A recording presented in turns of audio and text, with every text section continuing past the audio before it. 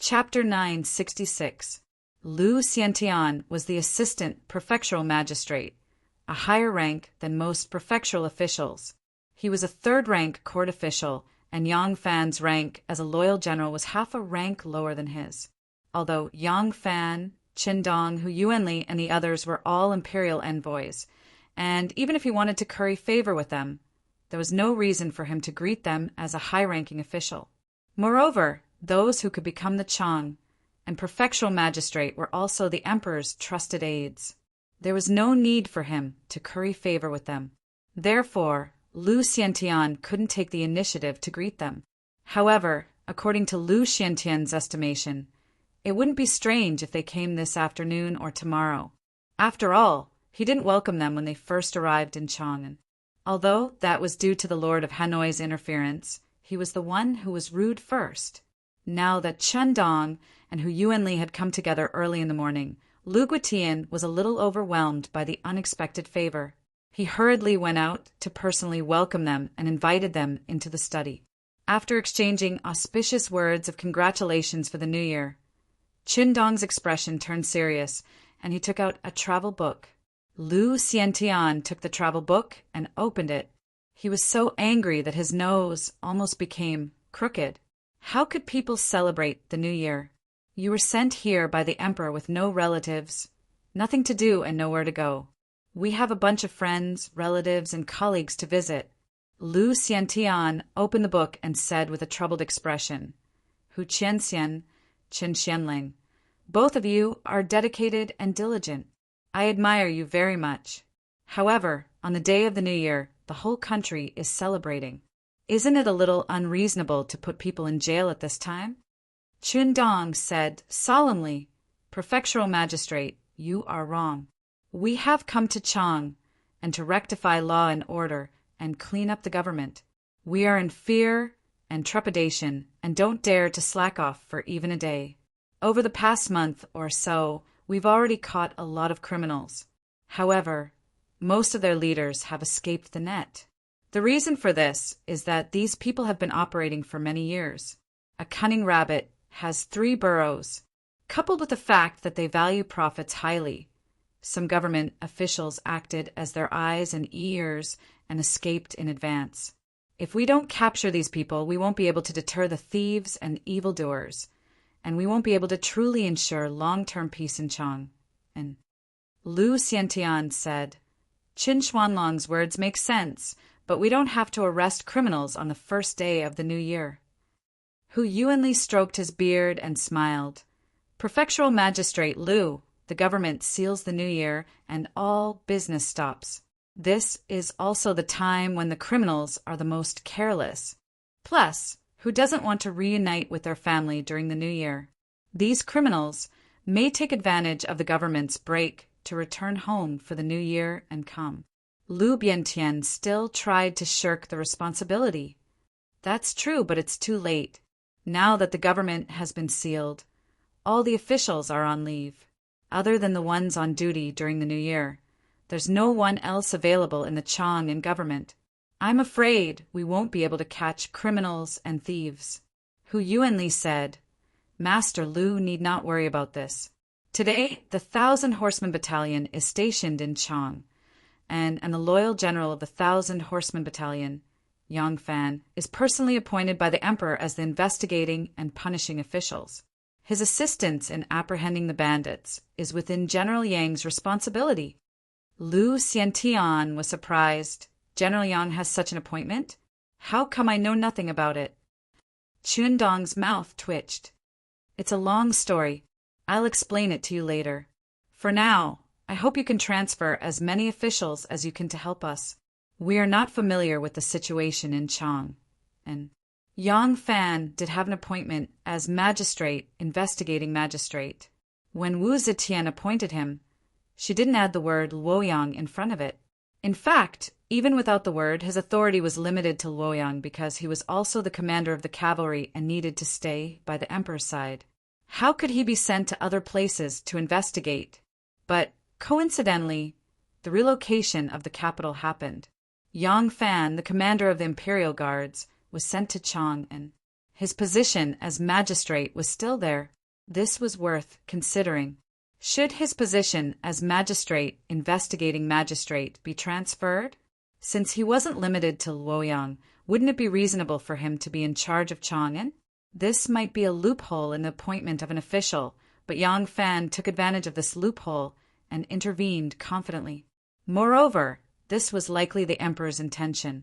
Without this authority, his 1,000 cavalry battalion and Wu Yizong's golden guards would mind their own business. How could he restrict them? He didn't even need to provide patrol officers. He only needed to ask for some officials familiar with Chang and geography to cooperate with their arrest operations. How could Lu Xiantian avoid it? He could only summon all the officials he could find to the magistrate's office. Ignoring their complaints, he left them to Qin Dong and Hu Yuanli to deal with. Hu Yuanli and Qin Dong immediately arranged for these people to lead the soldiers of the 1,000 cavalry battalion through the streets and alleys, squatting in the pits and waiting to catch the fish that slipped through the net. In Ba's previous fight, both sides suffered casualties and quickly entered a stalemate. The leaders of both sides knew that they were evenly matched. Even if all their men fought, there would still be no winner. Moreover, it would be meaningless to decide the winner then. However, there was one thing that neither of them knew, and that was that this evenly matched situation had been deliberately facilitated by someone else. At this time, they began to feel that the strategy of capturing the leader and beheading the leader might be the most effective way to resolve the dispute.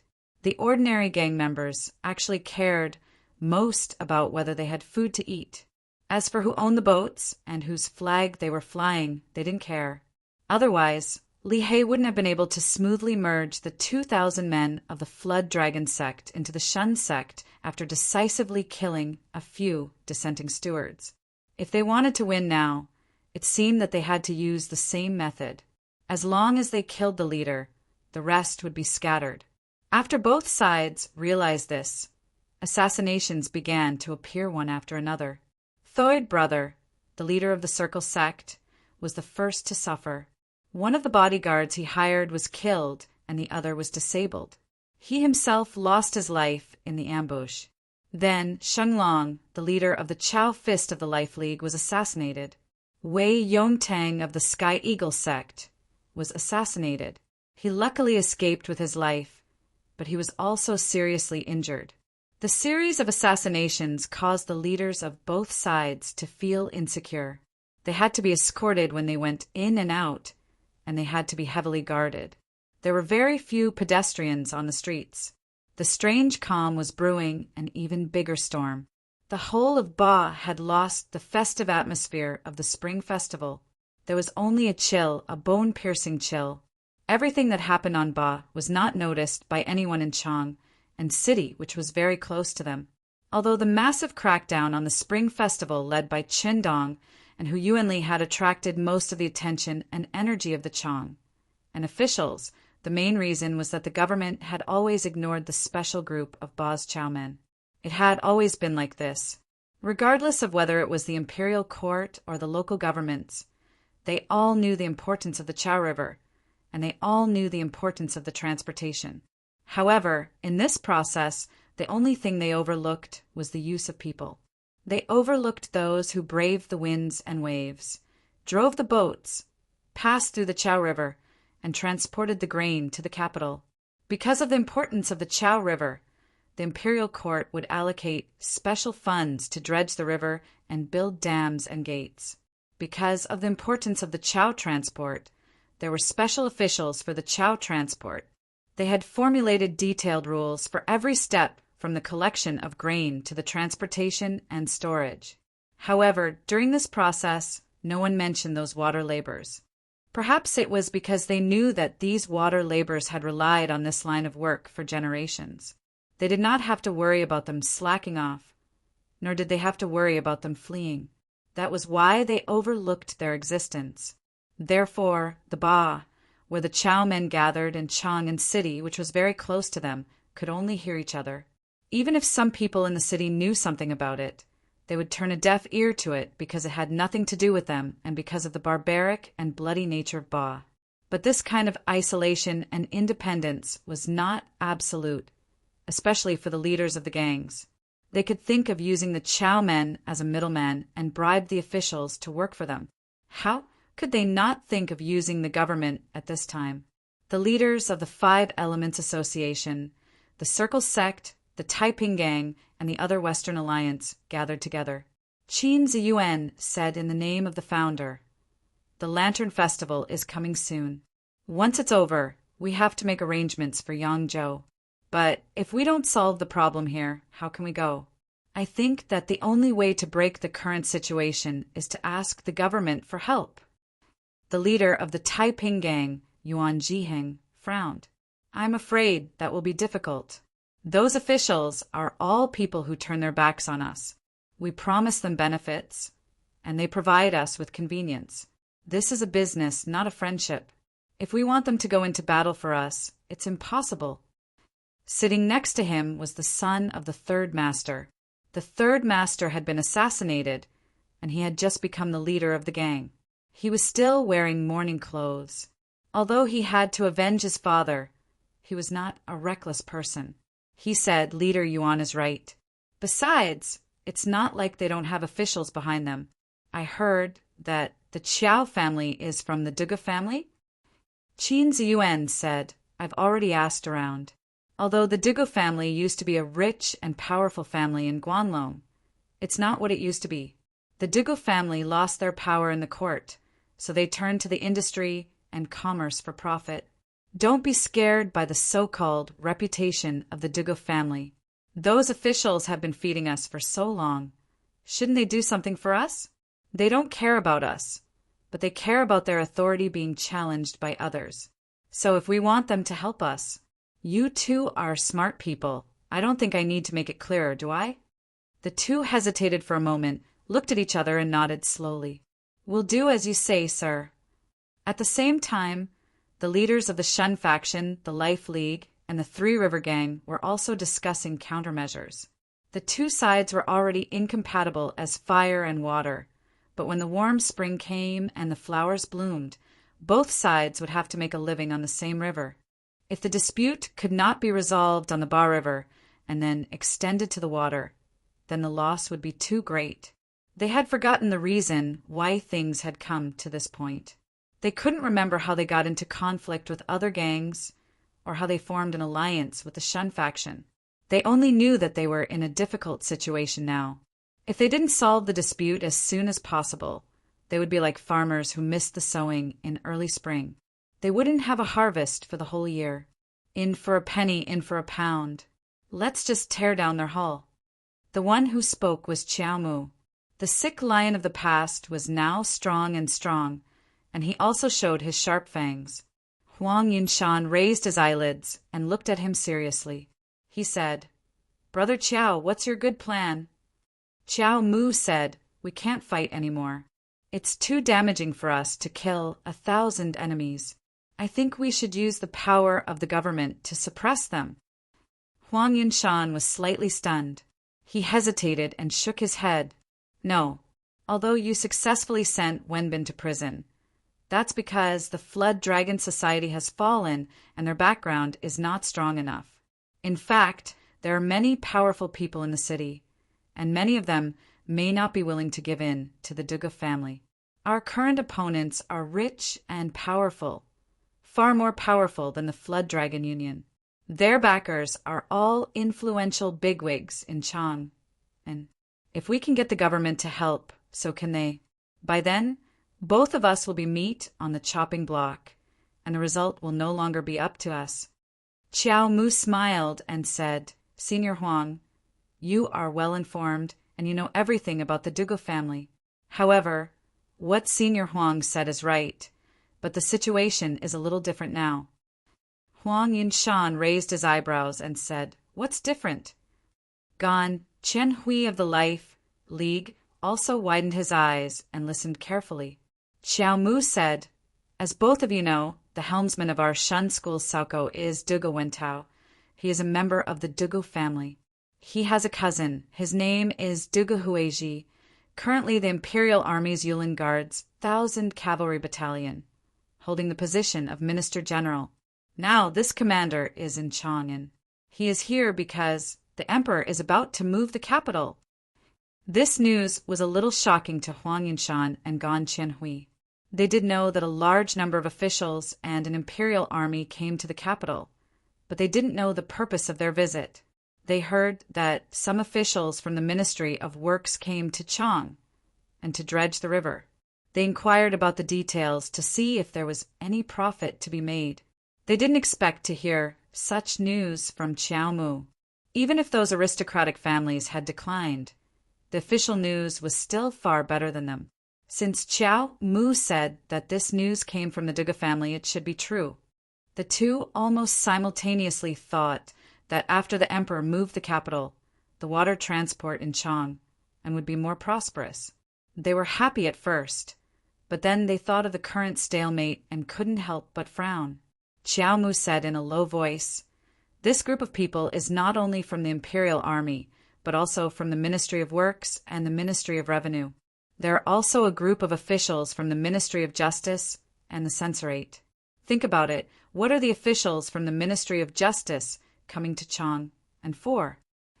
With Qiao Mu's description, a clear picture of the situation slowly unfolded in front of Huang Yunshan and Gan Qianhui. The emperor was going to move the capital, but she had been away from Chang'an for 20 years. Of course, she needed to renovate Chang'an first. Therefore, she sent the Ministry of Revenue to investigate the people's livelihood and census, the Ministry of Works to repair the palace, bridges, and roads, and the Ministry of Justice to arrest those who broke the law. Then what were the censorate doing? Around the emperor, there were also differences between close and distant relatives. Now that the emperor was going to move the capital back to Chang. And what about these close people? Of course, someone in Chang and had to make room for them.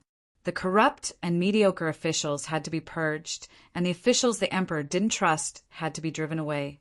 The censorate was here to pick a fight. Now the situation on Ba was changing, and the city of Chang and was in a storm. The Chang and officialdom was facing a situation of reshuffling. The officials we had made friends with over the years might be transferred to distant places in the next moment. In that case, why not let them do something for us in the end? Don't they want to make a profit before they step down? Huang Yunshan and Gan Qianhui understood Qiao Mu's words very well, but it couldn't dispel their doubts. When Qiao Mu finished, Gan Qianhui said, "If that's the case, we don't have to worry that they won't be used by us. But if we can do it, so can our opponents.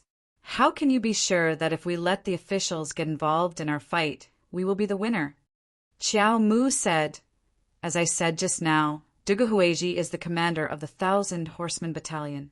And the commander of the 1,000 Horsemen Battalion, Yang Fan, has a close personal relationship with the officials of the Ministry of Justice and the Censorate stationed in Chang. And so, who do you think will win this battle?" Huang Yunshan and Gan Qianhui looked at each other and nodded in unison. Chapter 9, 67. It was snowing heavily at night on the third day of the Upper Yuan dynasty. The emperor had issued a decree before the New Year to officially change the name of the dynasty on New Year's Day and grant amnesty to the world. It was the first year of the Dazhu dynasty.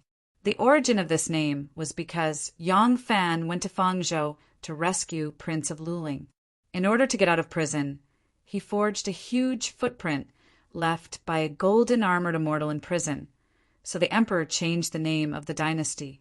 Although it was easy to change the name of the Wuzhou dynasty, a big star appearing in the sky or the emperor growing a new tooth could be the reason for changing the name of the dynasty.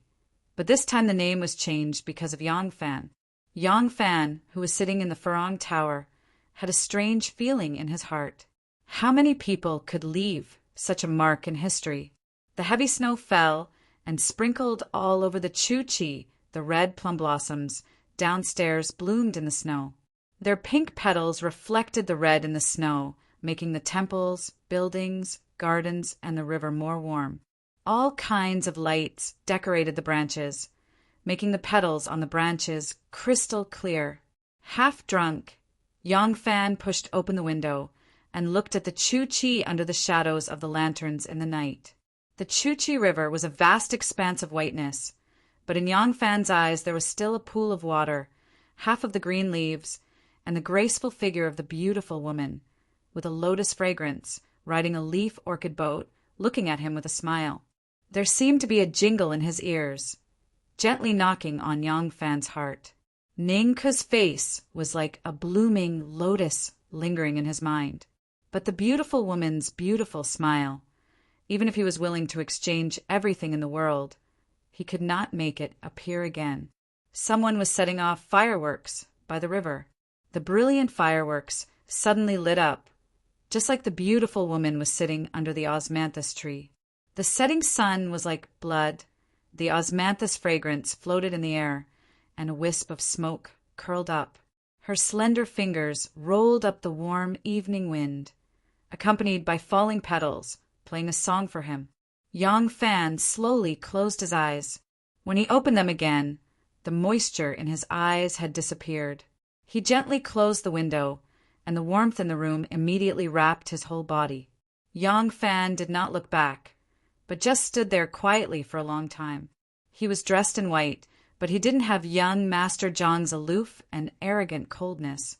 Instead, he gave off a feeling of gentleness. Behind him, Duguyu silently stood there, gazing at Yang Fan's back. He seemed to know what Yang Fan was thinking, and his heart was both comforted and sorrowful. Yang Fan slowly raised his cup and took a sip of the wine. The wine had already turned cold, but it felt like a ball of fire as it entered his throat. When the Jiannan braised spring began to burn in his stomach, Yang Fan said in a low and hoarse voice, "Bigfoot is a good sign. Let us kick them away." The leader of the Heavenly Eagle clan's Cao, Su Lin, got off the carriage. In front of him, a servant carried a lantern and walked into the alley.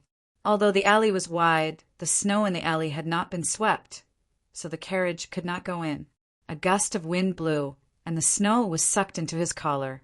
It was a little cold, and Su Lin pulled his cloak tighter. This was the third day of the Upper Yuan dynasty. The number of people on the streets to watch the lanterns was not as much as the previous 2 days.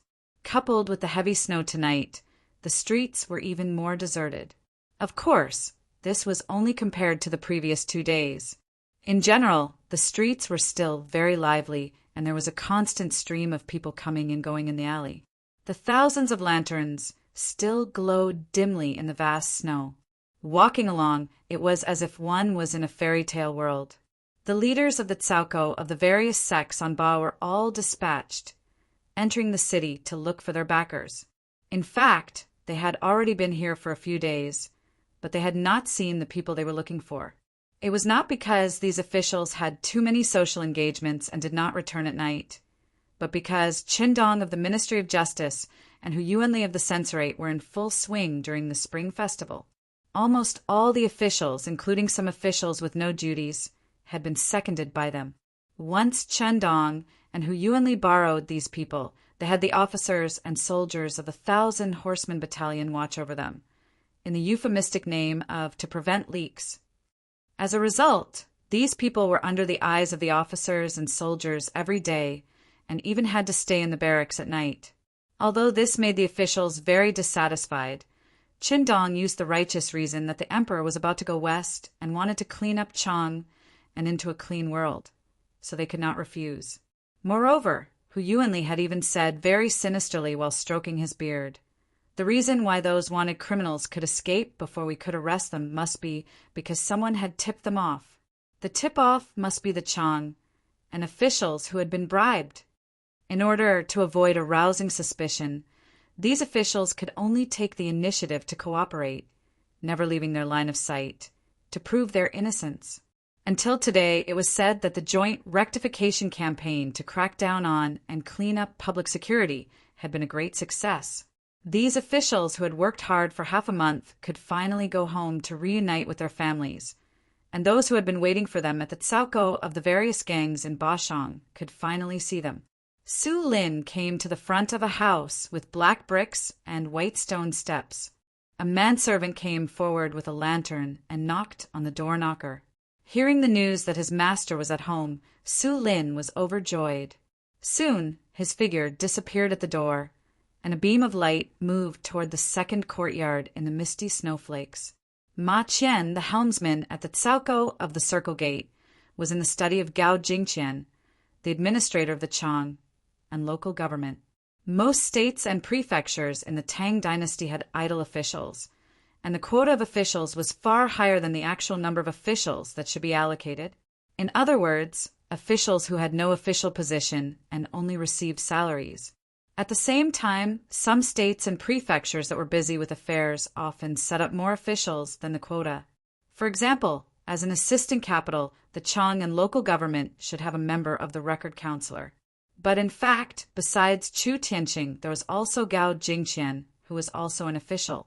There were 3 other record councillors in the Chang and local government, but they had no official position and were not responsible for specific affairs. Ma Qian told Gao Jingqian what happened on Bashang to him, who had just returned to the mansion. In addition to describing how arrogant and domineering the ASEAN gangs were, he cleverly hinted at how unscrupulous the officials and gentry behind the ASEAN gangs were, and how they did not care about Gao Jingqian and the others at all.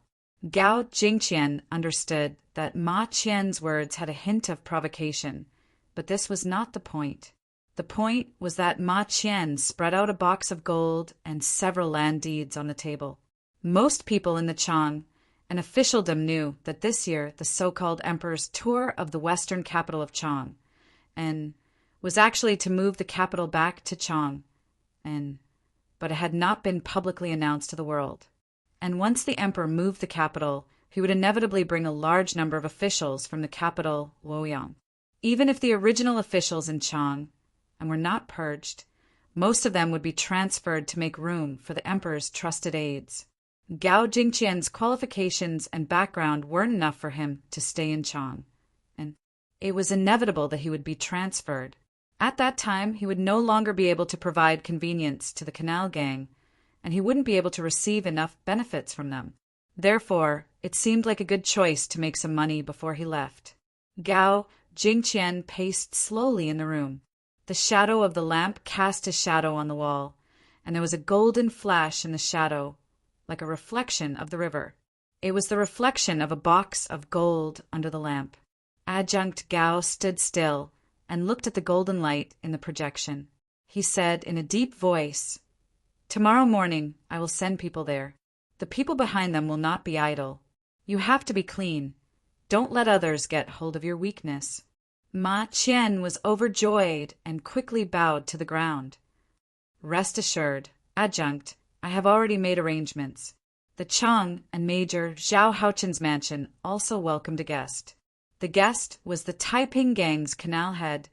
Tang Long had also brought a generous gift, one that was difficult to refuse, so Zhao Haochen was hesitant. Zhao Haochen was the trusted subordinate of Lu Xiantian, the magistrate of the Chang and government. Once the emperor moved west, he might not be able to hold the position of Minister of War anymore. However, as a trusted subordinate of Lu Xiantian, he might not be transferred away from Chang'an. Therefore, he hoped that he would be safe during this period of time. With this goal in mind, he did not want to do anything, especially stand up for the Taiping gang and directly use the power of the government to suppress the other canal gangs. But the Taiping gang's gift was too generous. It was more than 5 times the previous gifts. Tang Long also promised that if they could eliminate the ASEAN gangs in one fell swoop, the 5 Elements Guild, the Circle Sect, and the Taiping gang would be in charge of the Canal Gang, and the annual gifts would increase by 40%. After thinking for a long time, Zhao Haochen thought to himself, Qindong and Hu Yuanli can crack down on Chang, and to help the emperor move the capital as local officials of Chang, and it is also reasonable for us to clean up the surrounding areas of Chang. And everyone wants Chang, and to be peaceful when the emperor moves the capital. This time, I take advantage of the current situation. I not only cater to the imperial envoy, but also smuggle some goods. If I do it well, the emperor will be pleased, and maybe it will be beneficial to me. Thinking of this, Zhao Haochen secretly made up his mind. A guest also came to the mansion of the founding Marquis Wang Shirxiu. After listening to the guest's story, Marquis Wang sneered, "The Dugo family? The Dugo family has long been in decline. They have no influence in the officialdom. Since they don't care about me, I will let them know how powerful I am." Marquis Wang slapped a box of expensive gifts and proudly raised his eyebrows at the guest. "Don't worry. Go back and tell your Grand Master that I will take care of this. Isn't it just some bullshit Shungate? I will destroy it and let the Dugo family know who has the final say in Chang'an City." The next morning, Chang'an County Officer Wu Luoran strode into the county government office. Along the way, firecrackers and broken lanterns were scattered everywhere. It was like this just after the Upper Yuan Festival. Basho did not have time to arrange for the workers to clean up. It was the new year before the first month, so it was normal to be a little lazy. But for County Officer Wu, who liked cleanliness, it was a little unbearable. County Officer Wu rushed to the county government office. When his colleagues saw him, they all cupped their hands and greeted him. County Officer Wu smiled and returned the greeting. When he was about to go see the county magistrate, Arrestor Xiong suddenly rushed over. When he saw County Officer Wu, he said, "The Imperial Magistrate has finally arrived. I have just received an urgent order from the Ming Mansion, asking the Imperial Magistrate to lead 3 teams of constables to the Wanyin County Government Office to act together." County Officer Wu was shocked. "What is the idea of Imperial Envoy Chen and who?" Arrestor Xiong smiled bitterly. "This time it is not the Imperial envoys who are stirring up trouble. It is said that Major Zhao, Adjunct Gao, Marquis Wang, and others have jointly reported to the government office, saying that the Barren Plains fishermen have formed gangs and fought, causing many deaths and injuries. The Imperial Magistrate has ordered Chang and Wanyin County to act together to rectify the public order of Barren Plain." Chapter 968. Wu Luoran, the county magistrate of Chang, and led 3 teams of bailiffs to the Wanyan County Yamen and saw that the 3 teams of bailiffs had already assembled. Not only was county magistrate Wen present, but so was Gao Jingqian. Gao Jingqian decided to teach the Shun School a lesson after receiving the generous gifts from the Chuan School. Early in the morning, he rushed to the Yamen to report the security problems on Ba to Qi Anruin. Unexpectedly, Chancellor Li Jianbai of the Imperial Academy was also there. Qi Anruin and Li Jianbai had always been close because both of his sons were studying in the Imperial Academy. Thus, Gao Jingqian did not think much of Li Jianbai's presence. He wanted to meddle in the affairs of Ba out of selfishness, but he did so in a dignified manner. Thus, he did not conceal his intentions, even though Li Jianbai was present. Unexpectedly, as soon as he finished, he saw a strange expression on Chancellor Li's face. Gao Jingqian was very astute. He asked in a roundabout way. It turned out that Chancellor Li was also here for this purpose. Gao Jingqian immediately knew that this Chancellor Li was definitely the backer of some gang. Fortunately, both of them had the same goal, that was to punish the Shungate side. This way, both of their relationship immediately became much closer. The two were chatting and laughing when Zhao Haochen, the county magistrate of Chang, and Wang Shirxiu, the founding Marquis of Chang'an, also arrived. The two indignantly reported to Qi Shaoyin that the gangs on Ba fought openly and covertly before and after the Spring Festival, which caused a large number of servants to be injured or disabled. Zhao Haochen said, "Now that the Emperor's Western tour is near, the Imperial Court has sent an Imperial envoy to Chang, and to manage the security within the pass. The Chang and judicial officials cannot escape the blame and should respond to the Imperial Court's order to crack down on the tyrants on Ba." Young Master Qi knew that there must be a reason for so many officials to come to the government office after the Lantern Festival to question the security of Ba.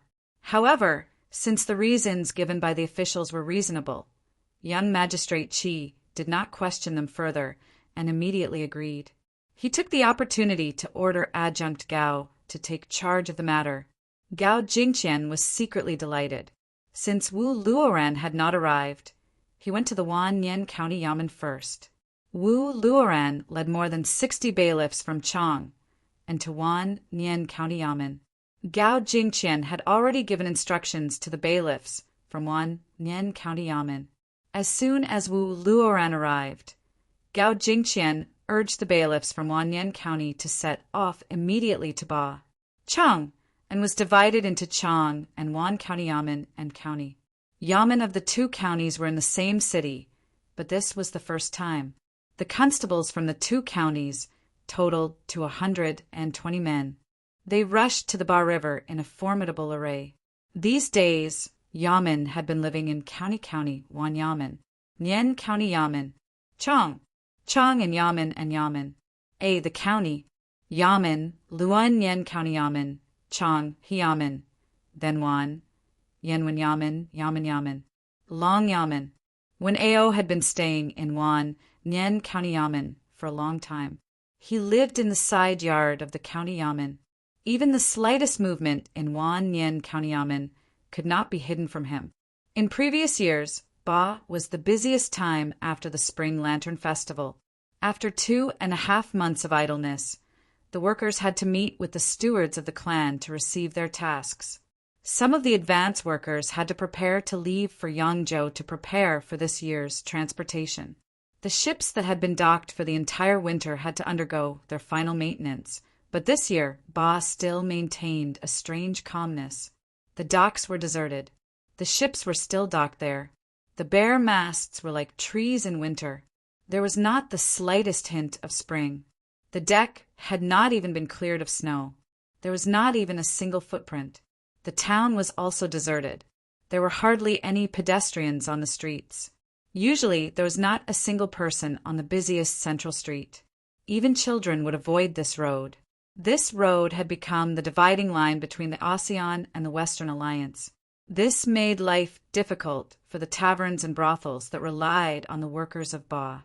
Seeing that the reconciliation between the two factions was still far away, many people had moved from Ba to the west of Chang and to make a living. That was the main route for the camel caravans from the western region to enter the city. A large number of porters and laborers were gathered there. It was another abnormal and prosperous place in Chang. However, along with the coldness of the day, Ba was the busiest at night. From time to time, there would be sounds of fighting and killing. The battle between the two alliances never stopped. The sneak attacks and attacks at night never stopped either. Many workers had been injured because of this. One morning, when the sun was high up in the sky, the coldness and tranquility on Ba was suddenly broken. A group of constables in black clothes and boots appeared on Ba. They carried chains in their hands and swords on their waists. After the sudden appearance of a group of constables in front of Wen Chongqing's memorial and the arrest of a young master of the Flood Dragon Society, this was the second time in many years that a public errand had appeared on Ba. The whole of Ba was quiet. Countless eyes were watching from the top of the walls, the roofs, and the cracks of the doors. Soon they found that this time the targets of the public errand were the ASEAN gangs. Teams of constables and patrol officers broke into the houses of the main figures of the ASEAN gangs. Recently, because of the battle between the two alliances, the families of the main figures of these gangs had a large number of thugs and guards. The families of important figures like the gang leaders even hired martial arts experts to protect their homes. But this time, they were facing the officials of the government. Unless they were determined to rebel, they wouldn't dare to resist. Soon people were surprised to find that even Xiao Mu, the leader of the Shun faction, Gan Qianhui, the leader of the Life League, and Huang Yinshan, the leader of the Three Rivers Gang, were taken out. Many of their stewards and disciples were following behind them. They looked shocked and angry, but they didn't dare to make a move. They were all people under the control of the government. The transportation they relied on for a living was given by the government. How could they have the guts to fight against the officials? The constables of Wan Nien and Chang and counties were extremely cautious when they arrived at Ba, which had always been unfamiliar to them. They unsheathed their steel swords and took strict precautions. As soon as they caught the leaders of the ASEAN gangs, they quickly retreated.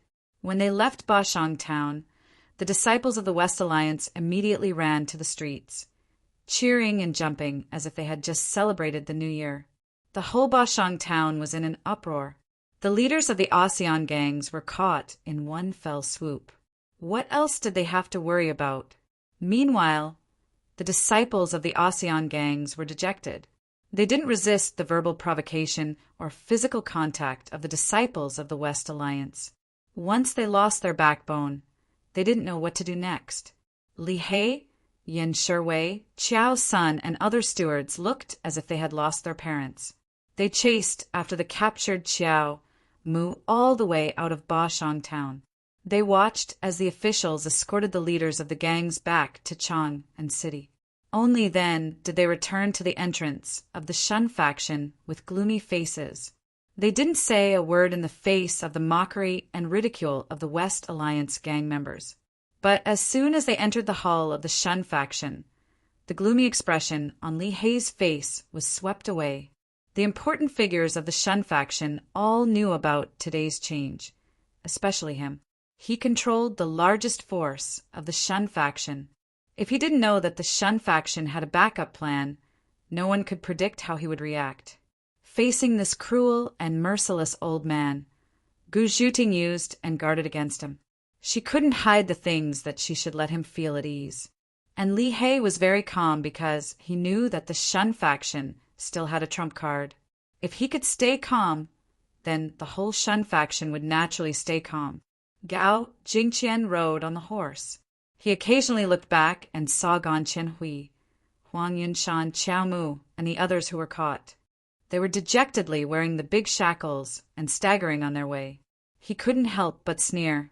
To tell the truth, when he came to Bashang to arrest the people, he secretly broke out in a cold sweat. He was afraid that these unruly Jianghu people would really resist at all costs. In that case, although Ba Shang's laborers were doomed to be publicly resisting the law, they were the first to bear the brunt and would definitely be the first to die. Now that the arrest went so smoothly, Gao Jingjun couldn't help but secretly let out a sigh of relief. Just 3 miles away from Bashang, they could see the tall and majestic city gate of Chang, and in the distance, suddenly, a group of sentries rushed out from the gate like 2 black dragons, outflanking them from afar. Gao Jingqian was delighted and thought, Junior Magistrate is really good at doing things. Did he send soldiers to help? The sound of hooves was getting closer, from weak to loud, from dull to clear. In an instant, the earth shook, the hooves were like thunder, and the clanking sound of armor colliding could also be heard clearly. There were only about 200 riders, but their momentum was like that of a magnificent army. It was like a hurricane whistling over. Banners fluttered. Horses galloped like dragons. The riders on the horses were all dressed in black armor, holding long spears and big halberds. They looked murderous. Such military attire was not the ordinary Chang and garrison, but the emperor's personal guards, the soldiers of the 1,000 Horseman Battalion. For the past half a month, the soldiers of the 1,000 Horseman Battalion had been cooperating with the Ministry of Justice to rectify public order. Gao Jingqian was already very familiar with them.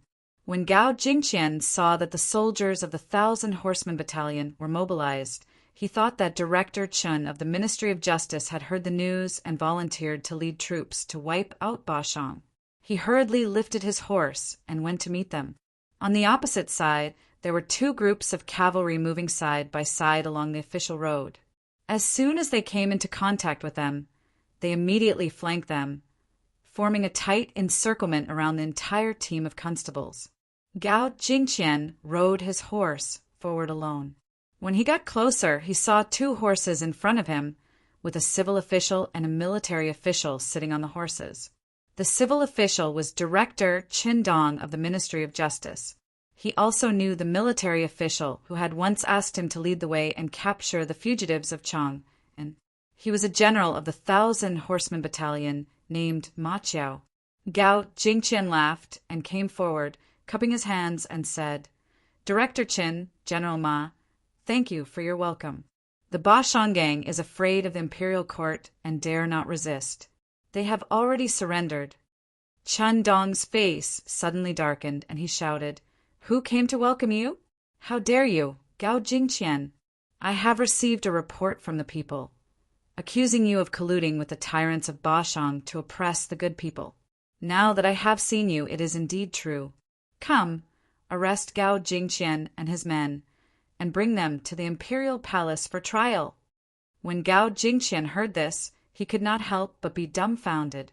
He turned pale and said, "Director Qin, you are—" Ma Chiao held the reins in one hand and pointed the horsewhip forward with the other. He shouted sternly, "Arrest everyone except Gao Jingqian."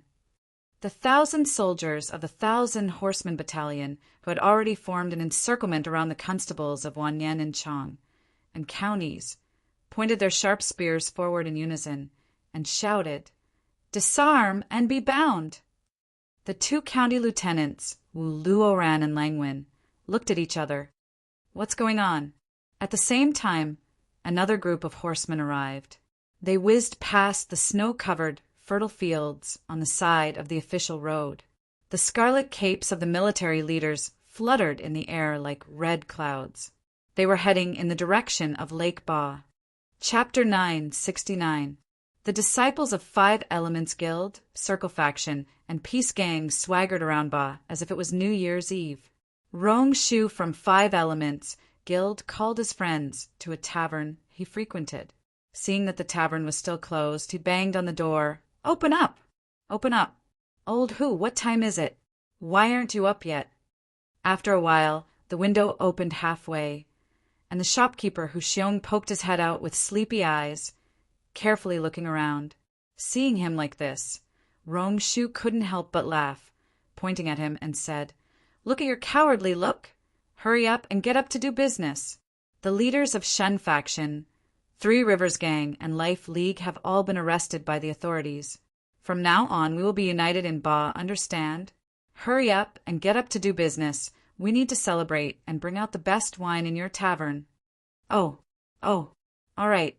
Shopkeeper, who was overjoyed and quickly agreed. He closed the window and put on his clothes. Then he slapped the fat buttocks of his wife, who was still lying lazily on the couch, and shouted, "Get up! Don't sleep any more. Ba has gone to bed, ha ha ha!" At the Wei River Pier, Li Qingchuan, the captain of the boat, jumped onto the deck excitedly and lovingly caressed the side of his boat. Seeing that the deck was covered in snow, he yelled at his men, "Why are you all so lazy? Hurry up and clean up. We have to go to Yangzhou soon. From now on, we will dominate the water transportation, and everyone will have a good life. I don't need anyone who wants to be a lazy bum." At this moment, the captain of another boat, Yang Jiangbua, appeared alone at the bow of the boat, looking like he had lost his soul. Li Qingchuan leaned on the side of the boat and shouted, "Yang Jiangbua, Yang Laosi, haha, your 3 Rivers Gang is going to be finished soon. What are your plans for the future?" Yang Laosi spat at him and did not say a word. Li Qingchuan said with a smile, "Brother, I have to admit that you are indeed good at steering a boat. Although we have fought a few times, and you even injured my leg, I am a generous person and will not hold it against you. If you have no way out, how about you work on my boat? I will reward you with a bowl of rice." Fourth Bro Yang flicked his sleeves and left while Li Qingchuan laughed out loud. The West's disciples filled Ba, a scene of martial prowess everywhere. The ASEAN disciples either shut themselves in or gathered in front of the gang leader's mansion. Even though the gang leader had been taken away, the 2 leaders and many stewards were still there. They stood there in silence, waiting for these people to come up with a plan. Almost all the mansions of the ASEAN leaders were closed. Some stewards who came late after hearing the news arrived. The disciples silently made way for him and watched him pass by in a hurry. The corner door was opened in time for him to go in, but it was immediately closed again. The important figures of the gangs were urgently discussing countermeasures. At this moment, there was a sound of people shouting and horses neighing. Countless knights, dressed in battle jackets, Outer coats, leather armor, and black attire appeared on Ba with bows, swords, and crossbows. The red tasseled spears in their hands were thick and heavy. The entire body was painted black, and the sharp blades made of steel were covered with blood grooves. Coupled with the flame-like, bright red tassels, it was a menacing sight. The cheering crowd on Ba immediately quietened down. For many years, even the government officials rarely came to Ba. But today, not only were the officials and constables here, even the soldiers were here. Many people were at a loss as to what to do. There were also some knights with black lacquered cowhide shields, painted with images of ferocious beasts hanging on the side of their saddles. They were wearing mighty iron armors, half-armored battle robes, and had sabers hanging on their waists. Obviously, they were the commanders of the cavalry. Each of them led 9 knights and rushed into the narrow alleys that were as narrow as sheep intestines. They shouted sternly, "Everyone go home immediately. Do not enter or leave without permission." Chu Kwanga and Dugu Hueji appeared at the end of the long street, clad in golden radiant armor. Dugu Hueji's sharp eyes scanned the surroundings, then fixed on Rong Shu, who was waiting at the entrance of the tavern. Dugu Hueji pointed at him and asked, "You, which clan are you from?" Rong Shu looked around, and his companions immediately moved away from him. Rong Shu said slowly, I'm from the 5 Elements Guild." Dugu Hueji said, "Very good. I'm Dugu Hueji. I've been ordered to arrest the leaders of the 5 Elements Guild, the Circle faction, the Peace faction, and the other gangs who have gathered to cause trouble and disrupt public order. Lead the way for me." Dugu Hueji? The people who heard it immediately thought of the helmsman of the Shun faction, Dugu Wentao. The Duga family had come. ASEAN's revenge was so fast. They had only been cheering for a quarter of an hour before the situation was completely reversed. The West Alliance had invited the officials of Wanyan and Chang and counties to jointly enforce the law, and ASEAN actually invited the military. Bam! Hu Xiong, who had just removed 2 of the door panels, hurriedly put them back together again. He kicked the butt of the woman who was still standing in the central room and shouted in a low voice, "Get back into the house and keep an eye on little 5 and little 6. Don't let them go out onto the street." Yang Laosi, who had just returned from the pier, stood at the end of the long street in a daze. When he finally understood what had happened, he suddenly let out a maniacal laugh, turned around, and sprinted towards the pier. Li Qingchuan saw Yang Laosi sprinting back from the bow of the boat and teased him with a smile. "What's wrong? You've thought it through? If you want to work on my ship, kneel down and kowtow to me 3 times. Uft. Yang Laosi puffed out his chest and said proudly, "What's so great about inviting a few officials? Our leader even brought the military here. Haha, you think you're worthy of fighting against us, Sanha clan? Uft." Li Qingchuan was dumbfounded. He loosened the rope in his hand and slid into the river. Wanyan County and Chang and County jointly enforced the law and arrested Qiao, Mu of the Shun faction, Gan Qianhui of the Life Alliance, and Huang Yunshan of the Sanha clan. Halfway there, Qin Dong from the Ministry of Justice arrived with his men and intercepted the 2 county officials. He took away the leaders of the 3 major clans in the name of being witnesses. He also arrested Gao Jingqian, Wanyan County Magistrate Lang Wen, Cheng, and County Magistrate Wu Luoran, and more than 100 patrolmen under the name of colluding with the tyrants to oppress the good. Not only that, Sun Yushuan also brought Chu Lang and Duga Lang from the 1,000 Horsemen Battalion to the Bar River and arrested Qin Ziyuan of the 5 Elements Guild, Yuan Jihing of the Taiping clan, Fu Kaiyao of the Circle faction, Wei Yongtang of the Heavenly Eagle clan, and other leaders in one fell swoop. When the news spread, it immediately caused a great disturbance in the officialdom of Chang, and Li Jianbai, the Chancellor of the Imperial College, Zhao Haochen of the Chang and local government, and Wang Shixiu, the founding county magistrate, went to find Qi Anruin together. Qi Anruin was greatly annoyed by the actions of the Ministry of Justice. Although he had no connection with the clans on the Bar River, this action was approved by him, which was undoubtedly a great challenge to his authority. Qi Anruin immediately brought his men to see Lu Qiantian.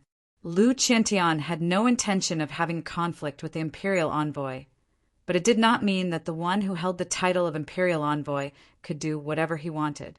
He would not sit back and watch those who seriously challenged his authority and interests. Now, the people who came to find him included his deputies, his trusted followers, and his supporters. He had to take a stance. Moreover, the Ministry of Justice did not inform him in advance before doing this, which was a challenge to his authority. The interests of the officials in Chang and were affected, which ultimately affected his interests.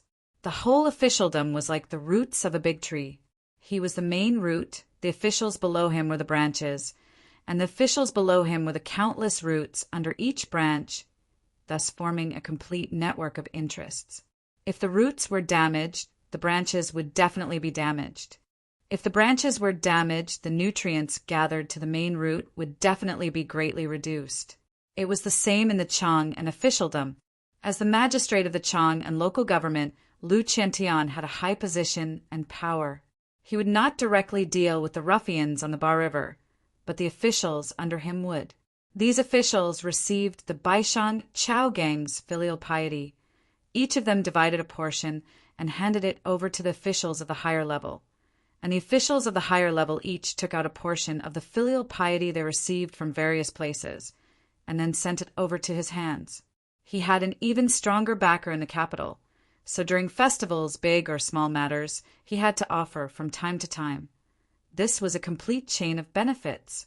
He could tolerate Chandong and Hu Yuanli cracking down on the ruffians and rectifying the law and order in Chang. But if they did something that harmed the fundamental interests of the whole Chang and officialdom, he had to step in. Didn't people usually transfer benefits to him in order to get his protection at critical times? However, he did not dare to act rashly because of the reasons given by the two envoys. He did not know what evidence the two envoys had and who informed them to make such a brazen move against the local officials of Chang. And the experienced and astute Lu Qiantian pondered for a long time and secretly instructed Qi Shaoyin and Li Jianzhou. The few of them understood tacitly and immediately left. Lu Qiantian then sent someone to the Ministry of Justice to gather information. Then he arranged the ceremonial guard and left the Chang and local government. He went straight to the imperial envoy's residence of the Lord of Hanoi, Wu Yizong. These two envoys had never been on good terms. Now that the situation was unclear, he would be in a passive position if he went into battle bare-chested. Ever since Wu Yizong arrived in Chang, and he had always cooperated with him. Now it was time for Wu Yizong to return the favor. The fight between the underlings on Ba entered the eyes of the Chang and officialdom. The storm that was stirred up in the small Jianghu on Ba finally caused a huge wave in the Chang and officialdom. The gangs of the Western Alliance used the power of the officialdom to attack the ASEAN gangs. The ASEAN gangs' counterattack was so swift and fierce that the dispute between the Eastern and Western alliances on Ba was no longer a big deal. The situation evolved into an open and secret struggle between the officials from the capital city and the local officials whose interests were harmed. As the local tyrants, the Chang, and local officials' counterattack was equally swift. The next morning, a large number of the gang disciples of the Western Alliance and the families of the arrested people gathered at the Yamen of the Ministry of Justice. They cried out their grievances with great momentum. 2 hours later, thousands of students from the Shijing Imperial School and the Imperial College were mobilized by Li Jianbai and the others. They first went to the Chang and local government to petition, then marched to the Yamen of the Ministry of Justice and gave speeches to the onlookers. They severely criticized the officials of the capital city for harassing the local government and destroying the water transportation. Wasn't it right and proper for the students to plead for the people? On the big wild goose pagoda, Yang Fan looked down at the Chang and city that was as orderly as a chessboard with a smile. Before he arrived in Chang, and he had already started to make arrangements in a corner of this chessboard. Now, it was finally time for the middle game. Chapter 970. Crying people of all ages and genders blocked the front and back doors of the Ministry of Justice. Among them were the families of the leaders of the gangs in Bashang, as well as the families of the arrested officials such as Adjunct Gao, County Lieutenant Wu, and County Lieutenant Luo. Children were crying, and adults were screaming as if they had been wronged. The door of the Ministry of Justice was tightly shut, ignoring the commotion outside. The people blocking the gate of the Ministry of Justice had been informed in advance by someone that they could only complain in front of the yamen and not against the yamen. Otherwise, the nature of the matter would change and the situation would get out of hand. Therefore, they only complained tearfully outside the gate and did not engage in any violent conflict. Of course, in addition to the imperial envoys, there were also 200 fully armed soldiers in the Ministry of Justice, led by Chu Kuanga. If they really dared to break into the Ministry of Justice, it would not end well for them. At the top of the Wild Goose Pagoda, Yang Fan looked into the distance.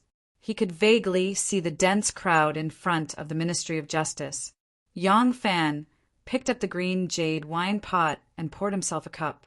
He also filled up the empty wine cup on the opposite side.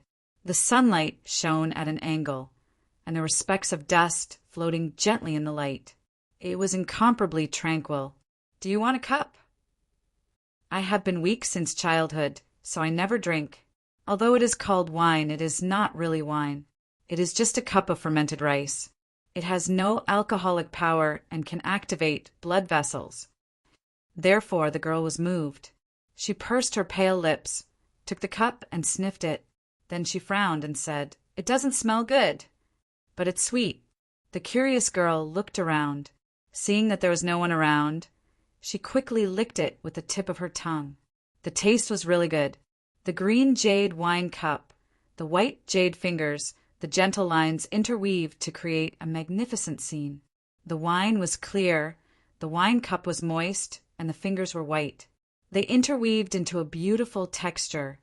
Yang Fan thought and smiled. He raised his cup to the air across the table and put it on his lips.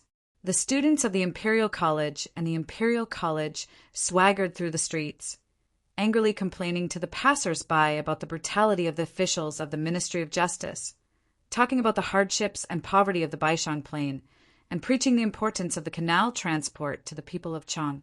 They attracted more and more onlookers to the yamen of the Ministry of Justice. Compared to the families of the victims, the scholars were much more emboldened. They had set their hearts for heaven and earth and set their lives for the people. They were hot-blooded and had a strong sense of justice. Therefore, they stood in front of the Ministry of Justice and spoke to the gathered people and the families of the people who had been arrested. Then they elected 3 people as representatives and knocked on the door, requesting to see the imperial envoy.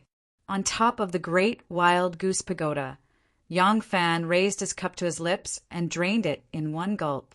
Then he held the empty green jade cup and stared blankly at the opposite side. Under a ray of sunlight, amid the dust, there seemed to be a girl who was also drinking. Carefully, bit by bit, that was the only drink she had ever had in her life.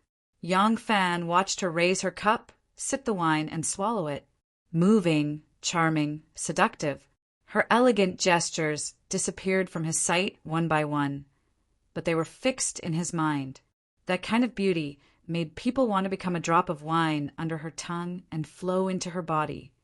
Yang Fan smiled at the dust in the sunlight and said, "They always thought that we wouldn't fight as long as Shenmu was in Luoyang. But when the pig-riding general and I arrived in Chang, and together, we would definitely fight. It's too late to find out the truth now. In fact, they are not smart, but you must have seen through it long ago, right?" Yang Fan stood up with his hands on his knees and said softly, "Because you are the smartest girl in the world. You always have been."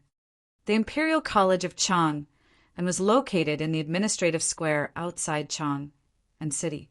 The Imperial College was in the west of the square, occupying half of the square. Li Jianbai, the chancellor of the Imperial College, and several registrars, professors, and teaching assistants were gathered in Chancellor Li's living room. They seemed to be discussing something. Judging from their expressions, the atmosphere in the room was very tense. There were few people in the Imperial College who could be directly used by the Imperial College. After all, they were only responsible for teaching and had limited administrative power. But most of the enrolled students were children of officials.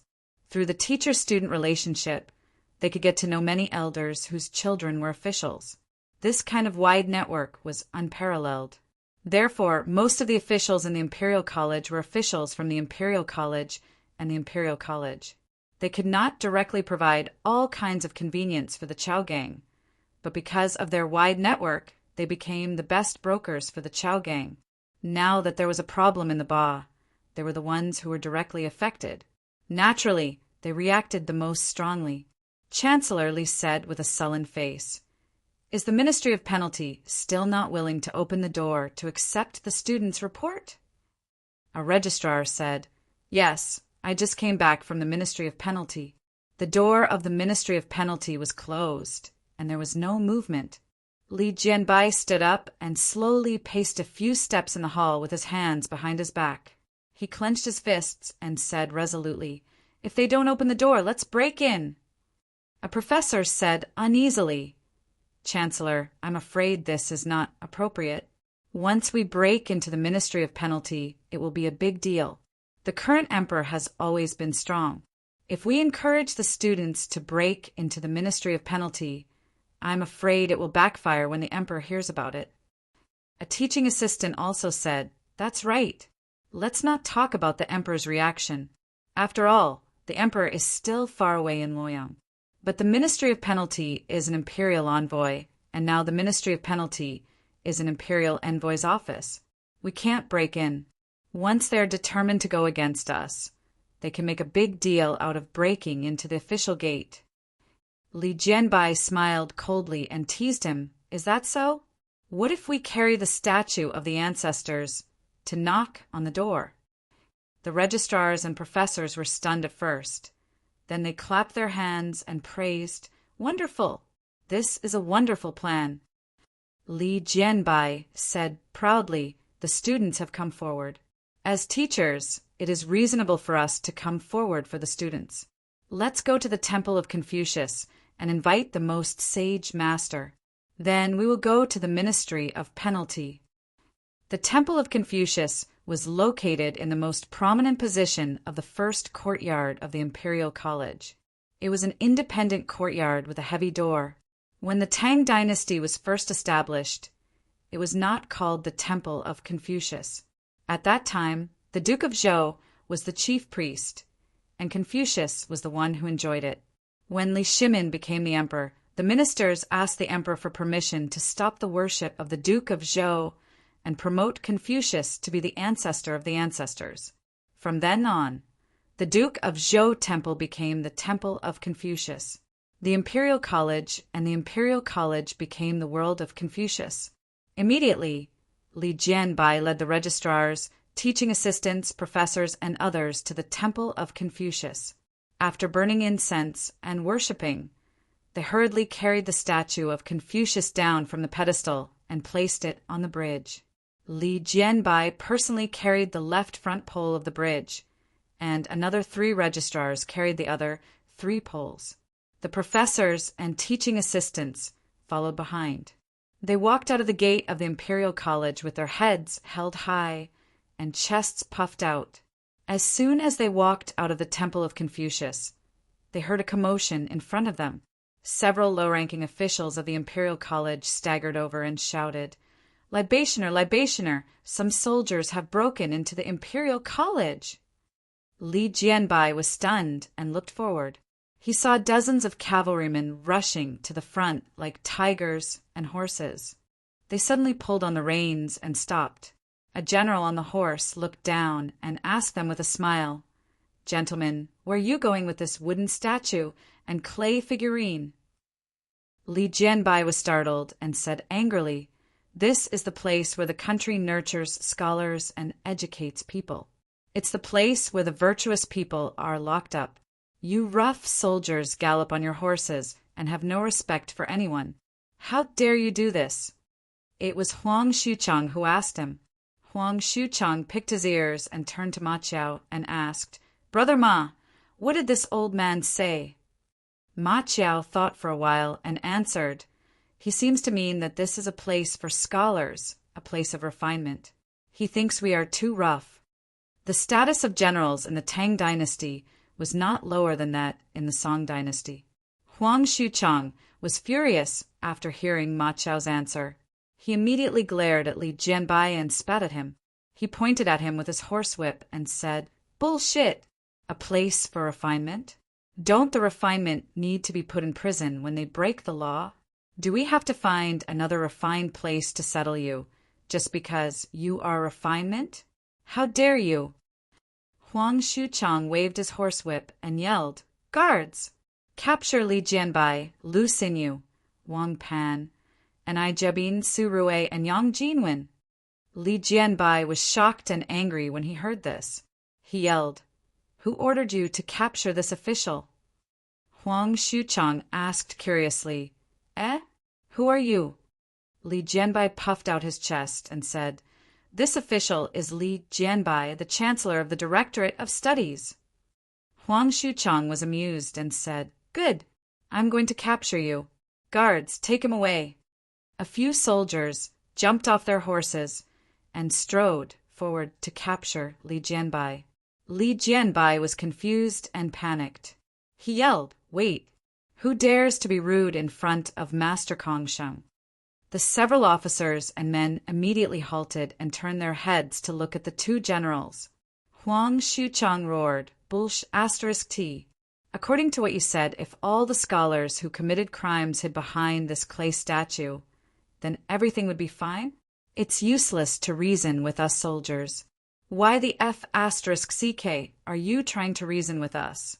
Capture him, capture him." Ma Chiao said sarcastically, "The mason and carpenter by Lu Ban, the silk weaver and silkworm rearing by Lu Zhu, and the restaurant owner by Ya. Every industry has its own ancestor. Is this old man Kong the ancestor of you scholars? We are martial artists, not scholars. What does your ancestor have to do with us?" Since the two generals said so, the soldiers were emboldened. They immediately rushed forward and pulled Li Jianbai over. They shook off the rope and tied him up. The sedan chair that was carried by 4 people suddenly lost a corner. Fortunately, Master Kong's statue was made of wood and was not too heavy. The sedan chair swayed a few times, and the remaining 3 people quickly put it down. Only then did Master Kong's elegance was not ruined. At the same time, a group of soldiers rushed to Sima Zhaohaochen and Junior Magistrate Qianruan and directly took them away. The founding Marquis, Wang Shirxiu, had just returned home. Before he could sit down properly, a group of soldiers also rushed in and took him away. Over the past few days, the soldiers had been beating the city hard and were very familiar with the geography of Chang. They did not even take a wrong step. The news was sent to the Chang and prefectural magistrate Lu Chietian. Lu Chietian was furious and immediately went straight to the Ministry of Justice. Chapter 971. Lu Guitian held back his anger and walked out of the door. He was in the warm room with a brazier burning. He was only wearing a thin, official robe. He didn't even put on his cloak and rushed out of the room. By the time he reached the yamen of the Ministry of Justice, he was already shivering from the cold wind. Lu Guitian was almost frozen when his attendants announced his arrival, and Qundong and Sun Yuxuan came out to greet him. Qundong and Sun Yuxuan ignored the clamoring students and the crying families of the criminals in front of the door. They just smiled and asked Lu Guitian why he was here. The families of the suspects were actually instigated to come and didn't have the guts to offend the officials. Moreover, there were more than 20 military academies guarding the Ministry of Justice officials with a murderous look on their faces. Therefore, they could only cry out their grievances. As for the students from the Imperial College and the Imperial College, although they were angry, most of them were deceived. Only the leaders knew the inside story. However, they had already received orders to wait for the Chancellor and the others to bring the headmaster's statue before storming the yamen. Therefore, they didn't make a move. Lu Yutian said with a sullen face, Since the two officials said that they received a complaint and wanted to investigate the case of the brawl and officials taking bribes, I don't know what's going on and don't want to get involved. However, the two officials sent people to arrest the junior magistrate Qi Anruan, Sima Zhaohaochen, County Marquis Wang Shirxiu, Imperial College Chancellor Li Jianbai, and the others. What's the reason for this? Could it be that all of the officials in this mansion are involved in the transport of the Ba River? Qin Dong said in surprise, "Why do you say that?" This official received a report saying that there were gangs of boatmen on the Ba River. They were fighting and causing trouble, causing the transportation to be halted, and many people were injured. Among them, there were also officials and gentry accepting bribes and sheltering tyrants. Therefore, this official sent people to lock them up and interrogate them. Now, only General Gao, County Lieutenant Wu, and County Lieutenant Lang are in the Ministry of Justice's Yamen and haven't been mistreated. As for the officials mentioned by the Lu officials, I didn't arrest them. Lu Guitian was startled and asked suspiciously, "They really weren't arrested by Chancellor Qin?" Qin Dong said unhappily, "Master of the Lu residence, is there a need for me to be secretive and speak nonsense?" Sun Yuxuan stroked his beard and said with a smile, "Master Lu is really reckless this time. Look at the front of our yamen. It's a sea of people and people are angry. Even if we only bring one person in, how can we hide it from the eyes of the crowd, let alone so many officials?" Lu Chechen replied, "Does Sun Xianling mean that I lied?" Sun Yuxuan was not annoyed. He smiled and said, "Why don't you go to the censorate? The Ministry of Penalty is not the only one who has the power to arrest people in Chang'an." Lu Qiantian came to a sudden realization. Not bad. There was also the Imperial Censor. Could it be that those people were arrested by the Imperial Censor? Lu Chechen immediately saluted them and said, "Dear candidates, I will go to the censorate now. If I have offended you in any way, please allow me to apologize." Lu Chechen then turned around and left. He hurriedly got on his horse and galloped towards the censorate. He was not wearing much to begin with. After all the running, his face had turned blue from the cold. After being delayed in front of the Ministry of Penalty for a while, the anger in his heart gradually subsided and his rationality gradually returned. If the censorate arrested people, it would not be as simple as the Ministry of Penalty arresting people. The censorate would not interfere with ordinary criminal or civil cases. If they were to intervene, it would definitely be related to an official breaking the law. The more Lu Chechen thought about it, the more suspicious he became. When he arrived at the censorate, he no longer had the aggressive attitude he had when he went to the Ministry of Penalty. "I did not know that the master of the Lu residence had arrived. Sorry for not coming out to greet you." "Ha ha ha, Master Lu, please." Hu Yuanli heard the news and came out of the censorate. He smiled before saying anything and politely invited Lu Chechen into the second hall of the censorate. After the two of them sat down, Lu Chechen immediately explained the purpose of his visit. However, his tone was no longer questioning, and his words were much more cautious. Hu Yuanli listened to him and said with a troubled expression, "That's right, I did arrest those people. However, the case is still under investigation. The details of the case should not be revealed to anyone," but Hu Yuanli smiled at Lu Chechen and said, "As the governor of Chang, and you are an important official of the emperor. Naturally, you are not included in this. Someone come." Hu Yuanli gave the order, and a low-ranking official immediately walked in front of him and bowed respectfully. Hu Yuanli said, "Bring me the files that have been sorted out." In a short while, a pile of files was piled in front of Lu Chechen. Lu Chechen opened the file and read it carefully. The more he read, the more shocked he became. His body was already frozen stiff from the cold, and now his fingers seemed to be even more stiff. He flipped through the files several times but couldn't open a single page. These files were filled with all kinds of crimes committed by these arrested officials, such as corruption, bribery, such as Marquis Wang Shirxiu abusing his power to bully others, forcibly occupying people's land, and so on. Every crime was clearly investigated, and there were witnesses and material evidence. It was completely possible to convict them based on this. Such detailed information could not have been gathered and sorted out by interrogating these officials right after they were brought to justice. In other words, these things had been in existence for a long time. They were only officially used as evidence today to bring these officials to justice for interrogation. Just these files alone, how many people and how much effort did they have to expend to complete them?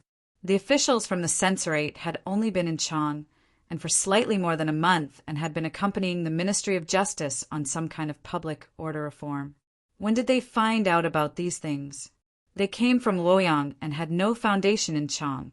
And even if they didn't do anything else during this time and investigated these people's cases with great fanfare, they still wouldn't have been able to obtain such detailed and conclusive evidence, unless there was someone who had the full support of a powerful local figure. But who was this person? Most importantly, they made such a big fuss. Could it be the imperial court's intention? Why didn't I hear anything about it beforehand? Could it be the imperial court is suspicious of me? Lu Chechen returned from the censorate without accomplishing anything. When pressed by junior magistrate Qi Anruan, military advisor Gao Jingqian, Marquis Wang Shixiu, and other family members, Lu Chechen was vague and didn't give a clear answer. At this moment, his mind was not on these people. He was anxious to know if the emperor had ordered such a huge upheaval in Chang and officialdom. Why didn't he, as the emperor's confidant, hear anything about it beforehand? Had he lost the emperor's trust? So when Lu Chechen returned to the government office, he immediately sent his confidant and family members to Luoyang to wait for an opportunity to gather information. Many officials placed their hopes on Lu Chechen, but Lu Chechen did nothing. After returning from the censorate, he sat in the government office and no longer cared about this matter. The families of the officials were greatly disappointed. But whether it was an official or a member of the royal family who had hereditary titles, they all had a lot of connections. He was not the only one who could be entrusted with this matter. Lu Chechen couldn't go this way. In order to save their loved ones, they all used their various abilities and entrusted others everywhere. The connections they had built over the years played a huge role. Aristocratic families, rich families, relatives of the emperor, nobles, officials, all of Chang, and was in a precarious situation. Some powerful families even sent people to Luoyang to use their connections in the capital to directly attack the Ministry of Justice and the censorate. Wu Yizong naturally wouldn't let go of such a good opportunity. He secretly fanned the flames while he sent people back to Luoyang to report the situation in detail to Wu Sanxi. The aristocratic families, rich families, relatives of the emperor, nobles, officials, and gentry of Chang, and were like intersecting points. Together, they formed a huge web. This web was occupied by many big and small spiders. Yang Zhengyu was one of the spiders. He kept staring at the spider with the surname Yang squatting in the other corner of the web, but the spider didn't move at all. Now, the entire spider web suddenly shook violently. The shaking was so intense that it seemed like it was going to tear the entire web into pieces. Zhang Yu was panicking and at a loss. He saw everyone jumping up and down, but the person he had been staring at remained motionless. But all the signs indicated that this turmoil seemed to be related to that person. Zhang Yu didn't know how things would develop, nor did he know what that person planned to do. What role did that person play in this turmoil? Zhang Yu originally wanted to keep his eyes on that person. If the enemy didn't move, he wouldn't move. But the web was shaking more and more violently. He had to move because someone had already used their connections to get in front of him. At the same time, countless people in Chang and officialdom would be implicated. Among these people, there was no lack of agents who had been cultivated by the aristocratic families. If these people were all lost, the years of painstaking efforts of the aristocratic families in Chang and would be for naught. He had to think of a way to stop this storm. In Luoyang, Wu Sanxi received Wu Yizong's secret report as if he had found a treasure. This time, the court officials sent to Chang and for the emperor to move the capital were divided into two factions. The Ministry of Justice was clearly not on the same side as the Wu family. If he could use this reason to topple the Ministry of Justice and the censorate, the Wu family would be able to monopolize Chang'an. In the past, the Wu family only focused on managing Luoyang. They were too short-sighted. But who would have thought that Wu Zetian would come up with such a drastic measure, like moving the capital? Now, if they could make good use of this opportunity, they could seize back the initiative. However, how could Yang Fan, who was well-prepared, and Qin Dong, who was astute, be unprepared? They were stirring up trouble in Chang. And would they consider the possibility of interference from Luoyang? More importantly, the reason why Wu Zetian decided to move the capital, other than the threat of the flood, was partly because she wanted to return to her roots after getting old. She wanted to return to Chang, and where she had lived most of her life. But without a doubt, her main goal was to ensure that the Wu and Li families could reach a balance. Because of this goal, would she sit back and watch the Wu family take over Chang'an again? Luoyang, lovely spring terrace. Wu Zetian squinted her presbyopic eyes and read Yang Fan's secret report seriously. In the secret report, Yang Fan described in detail the situation he had investigated in Chang. He roughly calculated the annual food consumption of Chang, and after the emperor moved to the west, as well as the amount of food that needed to be transported from other places other than the Guangzhou area. He also calculated the current transportation capacity. There were no flowery words in his report, but his words were meaningful and persuasive. In the end, after Yang Fan proposed dredging the river to ensure the transportation, he highlighted the situation of the servants, forming cliques, and the serious internal friction. He suggested that the government should step in to integrate the transportation and reduce the internal friction. At the same time, he mentioned the serious exploitation of officials along the transportation route and the fact that a large number of officials benefited from it. He suggested that the imperial court strictly regulate it. After reading the secret report, Wu Zetian said to Fu Qingqing, who was standing solemnly in front of her, "I am about to move to the west. The matter of the transportation grain is of utmost importance. Yang Fan's report must be resolved immediately. Where is Wan? Quickly ask her to see me." Fu Qingqing hesitated for a moment and said, Wait to control her." Wu Zetian raised her eyebrows and said unhappily, hemming and hawing, "What about her?" Chapter 972. Fu Qingqing bowed and said, "Princess Changning has built a new garden called Qin Garden. It is said to be splendid and beautiful like a heavenly palace. The garden has just been completed. Today, she has invited many guests to enjoy the garden. Shangguan Dai Zhao is also on the list."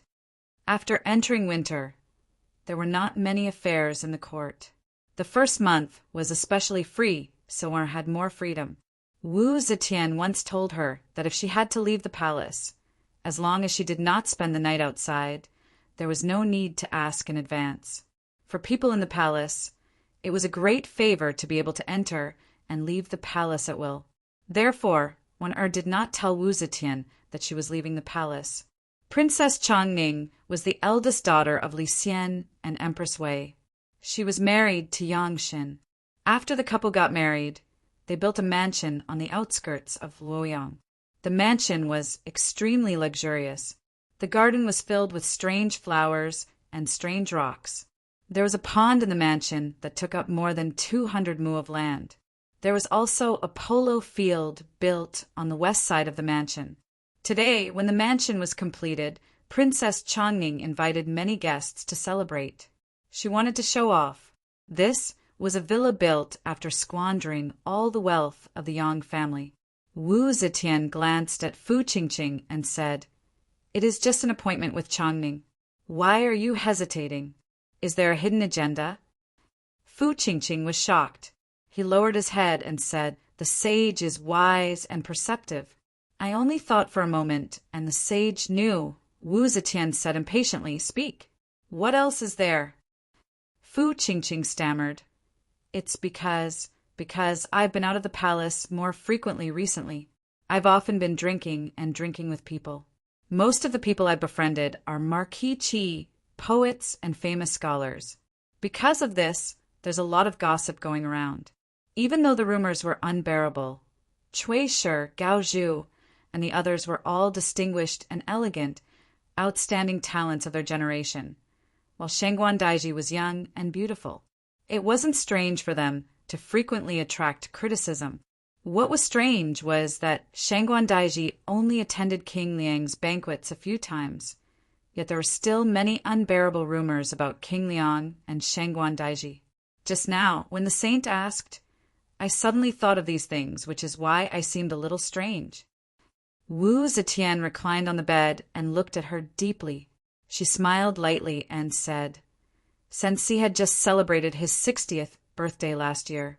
Now he is already an old man in his 60s. Wan is exceptionally beautiful with a slim figure. Moreover, she is talented and virtuous. If there is something she yearns for, what kind of handsome man can't she easily get? How could she fall in love with an old man in his 60s? Fu Qingqing's expression changed. She hurriedly bowed and said, The sage is right. The common people are ignorant. Wu Zetian's smile gradually turned cold. She said, Sansi is a prince. As long as he wants to, he can obtain any beauty in the world.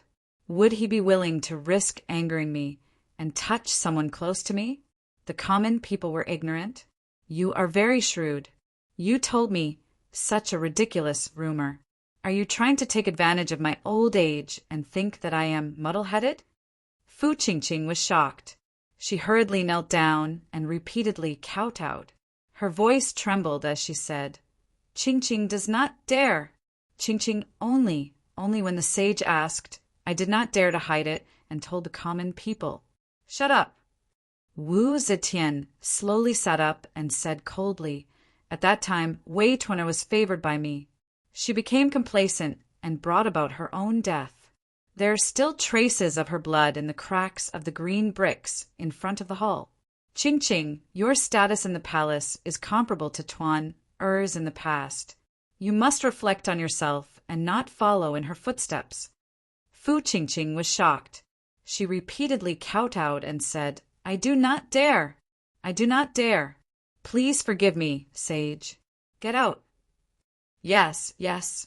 Fu Qingqing trembled and retreated on her knees. She did not dare to stand up until she was out of the hall. On the outskirts of Luoyang, there was an extremely luxurious mansion. The garden was filled with arches and cornices. However, standing outside the walls, it was difficult to see the whole view of the garden.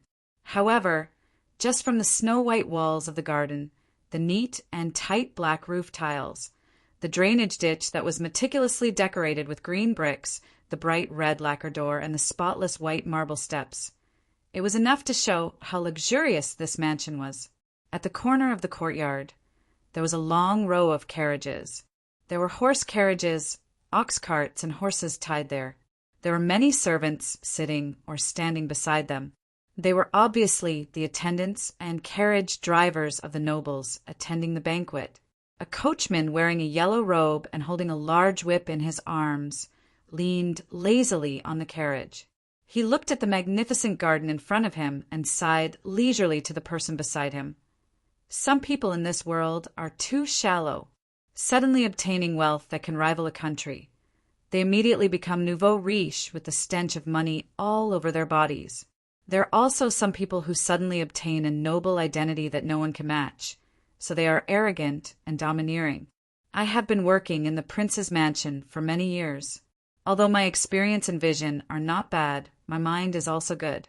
If I am given wealth that can rival a country or a noble identity that no one can match, I can remain calm and will never be ridiculed as a nouveau riche or villain. But I have waited for so long, but I am still a carriage driver. Several people next to him giggled. The man who spoke was called Meng Shuo. He was the driver of Liang Wangu Sansi. Only because of this he dared to make such a joke. This garden was the new garden of Princess Chongning. This princess was also the biological daughter of Empress Wei and was the eldest daughter of the crown prince. Compared to her younger sister, Princess Anil, Chongning could be considered a well-behaved woman, but that was only when compared to her younger sister. Since marrying into the Yang family, the Princess of Chang, and who had suddenly recovered her noble status from being a prisoner in the wilderness, began to squander and enjoy life. She used both carrot and stick to force her in-laws to agree to build this garden. Just this garden alone consumed all the savings of her husband's family. As a result, before the garden was built, the imperial court spread the news that the emperor would move the capital back to Chang. The villa, which cost a lot of money, would be sold in a few times. Once the emperor moved the capital, all the nobles and ministers would have to accompany him. How many people in Luoyang could buy such a gorgeous and precious manor? So, they would definitely lose money. After hearing this, her in-laws were even more furious. Princess Chongning didn't care. She simply said, "When the time comes, you can do whatever you want with the garden. I am a princess. What's wrong with building a garden? So stingy." Her parents-in-law nearly died from anger. Princess Chongning still didn't care. Now that her in-laws were ill in bed, she was holding a banquet in the newly built garden to show off her new residence. Now that early spring was approaching, the weather was still cold. The banquet was held in a gorgeous and exquisite hall. There was a table at the head of the table. The dishes had already been removed. Shanghai Wan was invited to compose a poem for Chongning's new residence. Princess Taiping, Princess Chongning, Prince's son-in-law Yang Xinjiao, Prince Wu Sansi of Liang, and Zhang Changzong's cousin Zhang Tongxiu stood to the side to watch. A table could not accommodate so many people.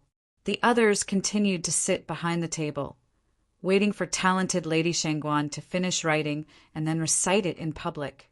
Cui Shi, who was seated with Cui Yi and Cui Qi, advised in a low voice, "The two of you quickly come up with an exquisite poem.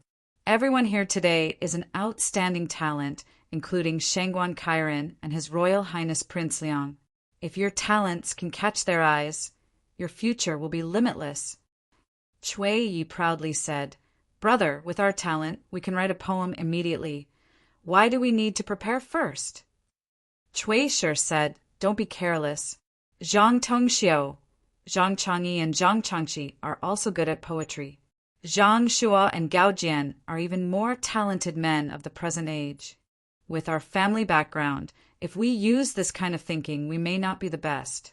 If we just do it half-heartedly, we will inevitably become mediocre. A real man should first control others. How can we silently be controlled by others?" At this time, Princess Chongning suddenly clapped her hands and said happily, "Shangguan's masterpiece is finished."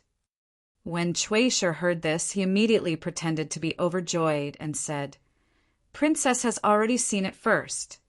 Do you still want to keep us in suspense? Quickly show us Shangguan's masterpiece. Let us see the masterpiece of the most talented woman of the present age." This is the poem that Shangguan Wan wrote for Princess Chongning's new residence. Cui Shi praised Shangguan Wan's talent, so Princess Chongning naturally felt proud. She happily took Wan's masterpiece and said with a sweet smile, "Cui Xianlang, don't be anxious. Let me recite it for everyone to hear." Princess Chongning cleared her throat and recited in a clear voice, "The fields of Qin River are many. The buildings of Qi City are even more flawless." Beautiful words to Zhang Qian. Don't work hard. From now on, I know the Milky Way. Jagged green peaks with towering lotuses, gurgling green waters with golden sand. There is no need to visit 3 mountain roads. Today I have already arrived at the home of the 9th immortal. Looking down from a high vantage point is enough to please the heart. The mushroom garden is too beautiful to look for. The remaining snow in the forest becomes a jade tree. The remaining flowers touch the mountain peak and become the Yaoxian. Zhang Shua and Gao Jian listened and nodded their heads. They stroked their beards and praised Shangguan Wan's masterpiece. Every word is like a gem, fresh and elegant.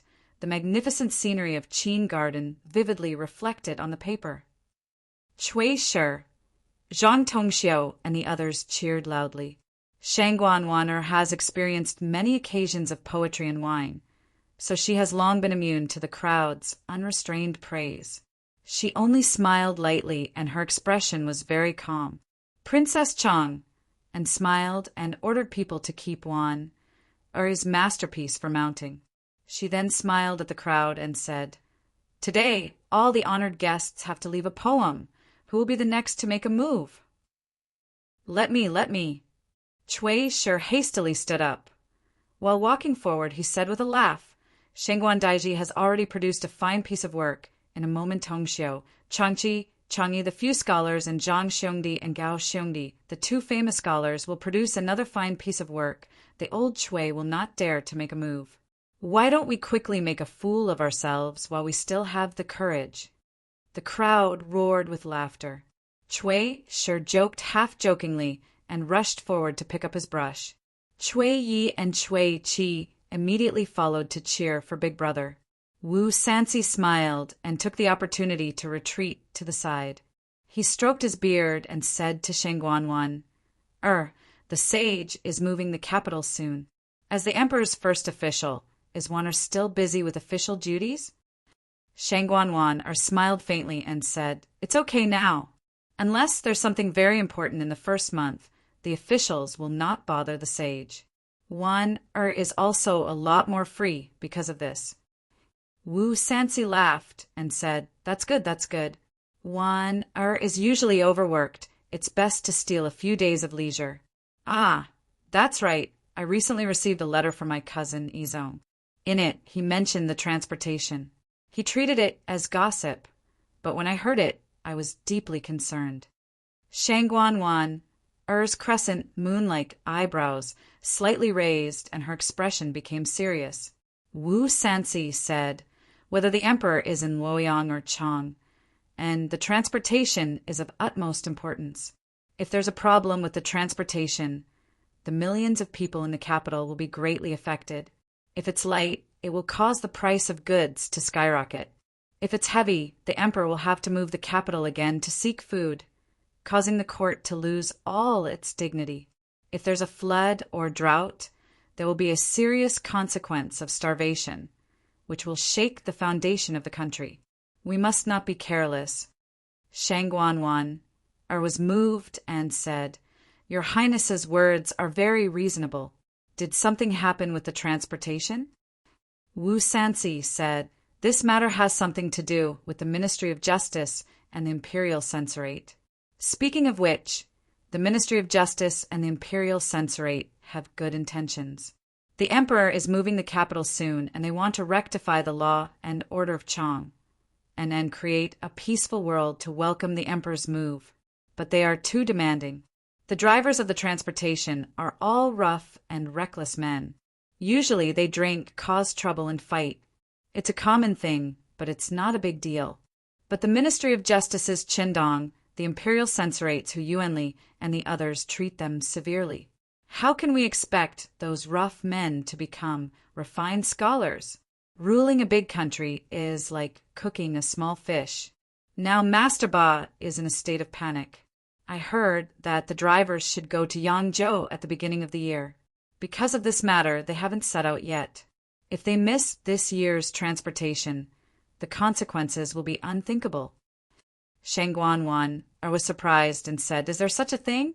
Your Highness should report this to the sage as soon as possible." Wu Sansi said, "This naturally should be reported to the sage. But I also know that the sage has always disliked officials who do not abide by their duties and stretch their hands too far. I am now in charge of the military affairs in Luoyang. If I rashly intervene in political affairs and make the sage unhappy, it won't be good. But if it's something else, after a few more days, there will be news from Chang, and at that time the sage will know, and I don't need to be meddlesome. But the transportation is as important as the sky. I can't wait. If something goes wrong, this year's transportation will be greatly affected. So," Shangguan smiled and said, "Wan understands. But Wan lives deep in the palace. If there is no news from Chang, and Wan can't speak to the sage. Now that the news from Chang and has not arrived, if there is an imperial censorate who hears of this, one can speak to the sage and respond early. Wu Sansi was overjoyed and said, "That's easy. I can send someone to present a memorial immediately. Next, I will have to trouble you." Wan sweetly nodded and said, "Praising the painting for His Majesty is Wan duty. There is no need for Prince Liang to thank me." Wu Sansi laughed and said, "You gave me a peach," and Sansi returned the favor with a plum. Courtesy demands reciprocity. Since Daiji has said so, then this prince will remember Daiji's good intentions. At this time, Princess Chongning excitedly said, "Cui Xuanlong's masterpiece has been completed." Wu Sansi and Shang Wanwan looked at each other and smiled. They walked towards the tables. Shang Wanwan walked slowly. Her bright eyes swept around and saw Princess Chongning standing to the side. She was pointing at an antique on an antique shelf.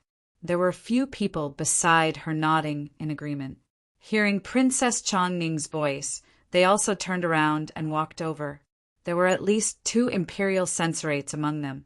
Princess Chongning and Shang Wanwan's eyes met. Their arched eyebrows slightly raised, and a mysterious smile flashed in their eyes. These 2 ladies had elegant figures and were both extremely beautiful.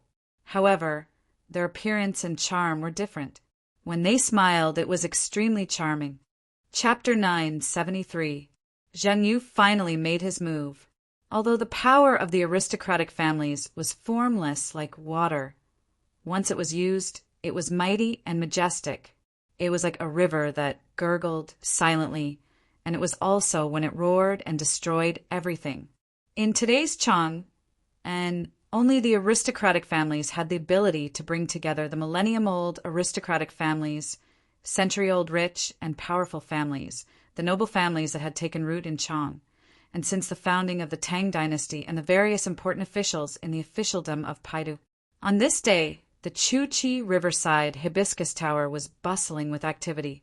Many important people who were rarely seen in ordinary times and could shake the 9 cities with a stomp of their feet had arrived here. Those who were qualified to appear in the Hibiscus Tower were all important and influential people. The Furong restaurant had received many dignitaries before, but it was the first time that so many dignitaries had come to the restaurant at the same time. The manager of the Furong restaurant had come in person to play the role of a waiter, for fear that his staff would make any mistakes and be seen by others. It was no exaggeration to say that today's scene was the scene of the entire Chang. The important people who controlled the city and ensured its operation were all present today. It was not time yet, but most people had arrived.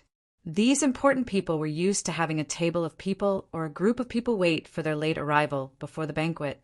But today, no one dared to be careless. They were not giving face to Qindong and Hu Yuanli, but because among the people who came today, there would always be an old guy who was above them in terms of seniority and status. Qindong and Hu Yuanli had not arrived yet.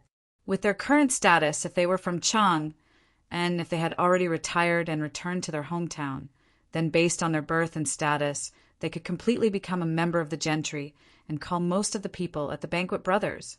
But today, they might not be qualified to participate in such an occasion. But now it was different. Now they held great power. As imperial envoys, the judicial power of Chang, and was now in their hands. The power in their hands was not as stable as that of these aristocratic families, but at this moment they held great power bestowed by the emperor. Once they held great power in their hands, it was like holding an unsheathed sword that could destroy everything. Who would dare to touch its edge lightly? Therefore, even though they hadn't arrived yet, the various dignitaries were still waiting patiently. They weren't inexperienced kids, and they wouldn't flick their sleeves and leave just because they were slighted. Of course, Qindong and Hu Yuanli would have to pay for their disrespect sooner or later. But now wasn't the time. Now, these 2 shit-stirrers were quite lethal. They had stirred up the whole of Chang'an.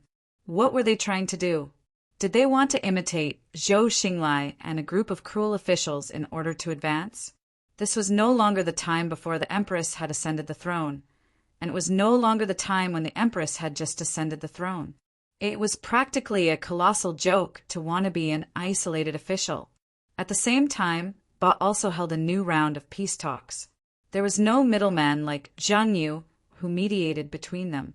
Instead, after the leaders of both gangs were arrested by the government, the leaders and managers of both sides tried to get in touch with each other and gradually reached a consensus. The main reason why they were fighting openly and covertly was that they wanted to control more resources and interests in the transportation industry, and they did not want to perish together. Now that the leaders of both sides had been caught in the net and were entangled in a lawsuit, Ba was like a group of dragons without a leader. The river was thawing, and the ice on the Wei River was thinning day by day. Every time the sun shone warmly, the icicles hanging under the eaves began to drip water. The water droplets fell to the ground, but they were like drumsticks beating on their hearts. They were very anxious. The water transport needed to use the river network, but the river network was not always suitable for boats. Some sections of the river could only be used by boats during the flood season, and some sections of the river could only be used after the flood season because the current was too fast. The complexity of the water was closely related to the climate. Once the journey was delayed, the entire water transport would be greatly affected. If the water transport was affected, they would not be able to make money. Then what would the hundreds of thousands of people on Ba eat in the coming years? Because of this, the disciples of the two alliances were pressuring the stewards. They really could not afford to delay any longer. After noon, Hu Yuanli of the censor and Qin Dong of the Ministry of Justice were still nowhere to be seen. The nobles of Furong Restaurant began to whisper and discuss with each other, their anger evident in their words. These two dared to be so arrogant, seeing that the time for the banquet was approaching. Did they really dare to let the nobles of Chang'an wait here? Downstairs, Zhang Yu was like an ant on a hot pan. The weather was especially cold, but he was sweating profusely. Along the way, people were sent out to inquire about the news, but there was no sign of the two imperial envoys. The magistrate of the Chang and local government, Lu Guotian, found a break and came down from Furong Restaurant. He found Zheng Yu and said with an unfriendly expression, "Nephew, why are they not here yet? Did you make an appointment with them?" Zhang Yu wiped the cold sweat off his forehead and said to Lu Guotian, "I sent invitations to Qin Qianxian and Chen Xianling the day before yesterday. At first, they naturally declined. The day before yesterday, I sent another invitation. Only then did they breathe a sigh of relief. They said that if they have time, they will definitely come to the banquet." Hearing this, Lu Guotian's expression softened. Since Hu Yuanli and Qin Dong had said so, it meant that they had agreed. The people of the country were very particular about being reserved, tactful, and measured in their interactions. They rarely made any promises and were straightforward, like the Westerners. If they have time, they will definitely come to the banquet, actually meant that they had agreed. The so-called if was just pretending to be reserved and manipulating their status. Lu Guotian nodded and said, "If that's the case, I will go upstairs first. The guests upstairs are a little unhappy. I will go and comfort them. You don't have to wait here. If you really can't do it, send someone to urge them again." Zhang Yu hurriedly bowed and said, "Thank you, uncle. Thank you for your trouble." Lu Guotian nodded. He lifted the hem of his robe and slowly walked up the stairs. He had only taken 3 steps when he heard someone calling out anxiously from behind, "Young master, young master, the Ministry of Justice and the Imperial Censorate have sent a message. They said that they are busy with work and have no time to attend the banquet. They will personally apologize to you another day." Lu Guotian's foot missed a step and he almost fell. He hurriedly held onto the railing and suddenly turned his head. He saw Zhang Yu's face was as white as a sheet. He stood there in a daze and said, "How is this possible? How could they not come? How dare they not come?" Lu Guotian stood there silently for a moment and walked up 2 more steps. He stopped and thought for a while. He suddenly shook his head and sighed. He turned around and walked down the stairs. "Uncle! Jingyu's eyes stared straight at Lu Guitian. Lu Guitian didn't look at him and calmly walked past him. He quickly ordered a family member who came to greet him, "Prepare the carriage! Let's go back!"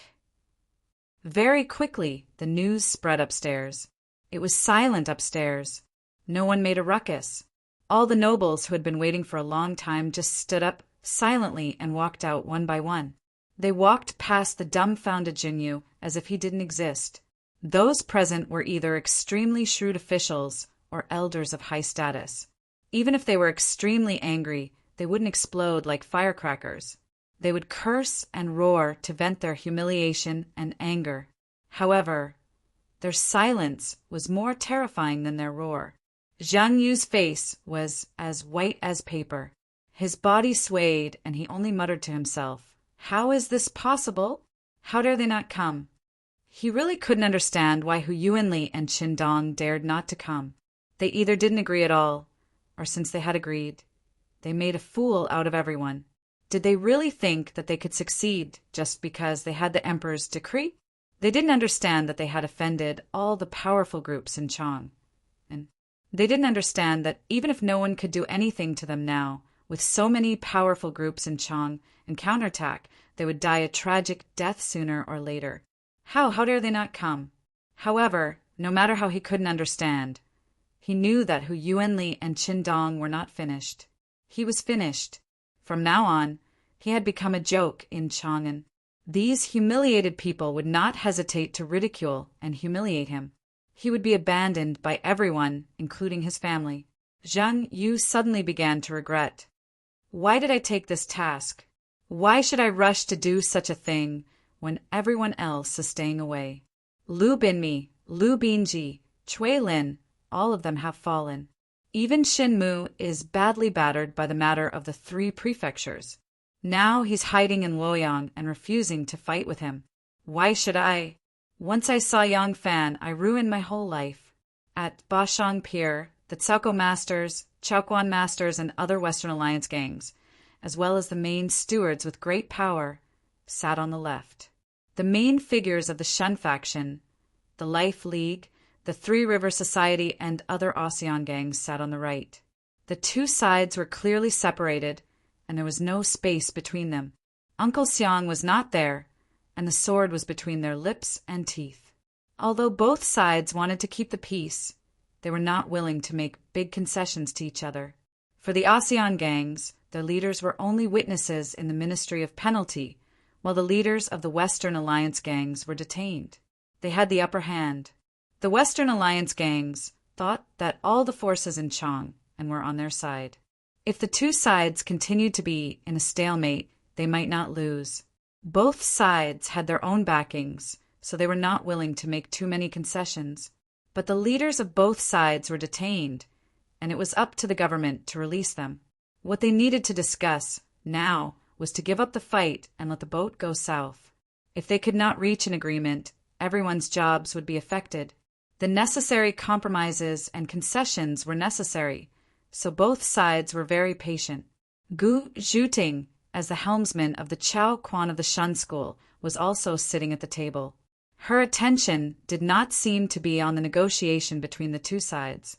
Her eyes seemed to be secretly glancing to the side. The tip of her eyebrows and the corner of her eyes seemed to have a touch of indescribable joy. That's right, it was joy. It was like the shy joy of a new wife. Behind her stood a row of high-spirited men, all of them wearing short clothes. Among them, there was a bearded man who was very handsome and mighty. Like the other strong men, he intentionally rolled up his sleeves and trouser legs, revealing his calves and forearms. The muscles on his calves and forearms were strong and powerful. That was the man she would accompany for the rest of her life. He was there. Gu Zhuting's heart was as sweet as if she had drunk honey. At this time, a few people in the distance quietly approached the 2 parties who were negotiating under the cover of the ships being repaired and the goods waiting to be shipped. The sunlight shone on them, and as they moved stealthily, there were cold flashes of light. Bashang used to be the place where Liu Bang, the Duke of Pei, stationed his troops. It was here that he confronted Xiang Yu's army, and finally put on a hangmen banquet. Would there be a Ba Shan banquet here today? Chapter 974. The Waterway gang chose Ba Shan Pier as the location for negotiations because they had made thorough preparations beforehand.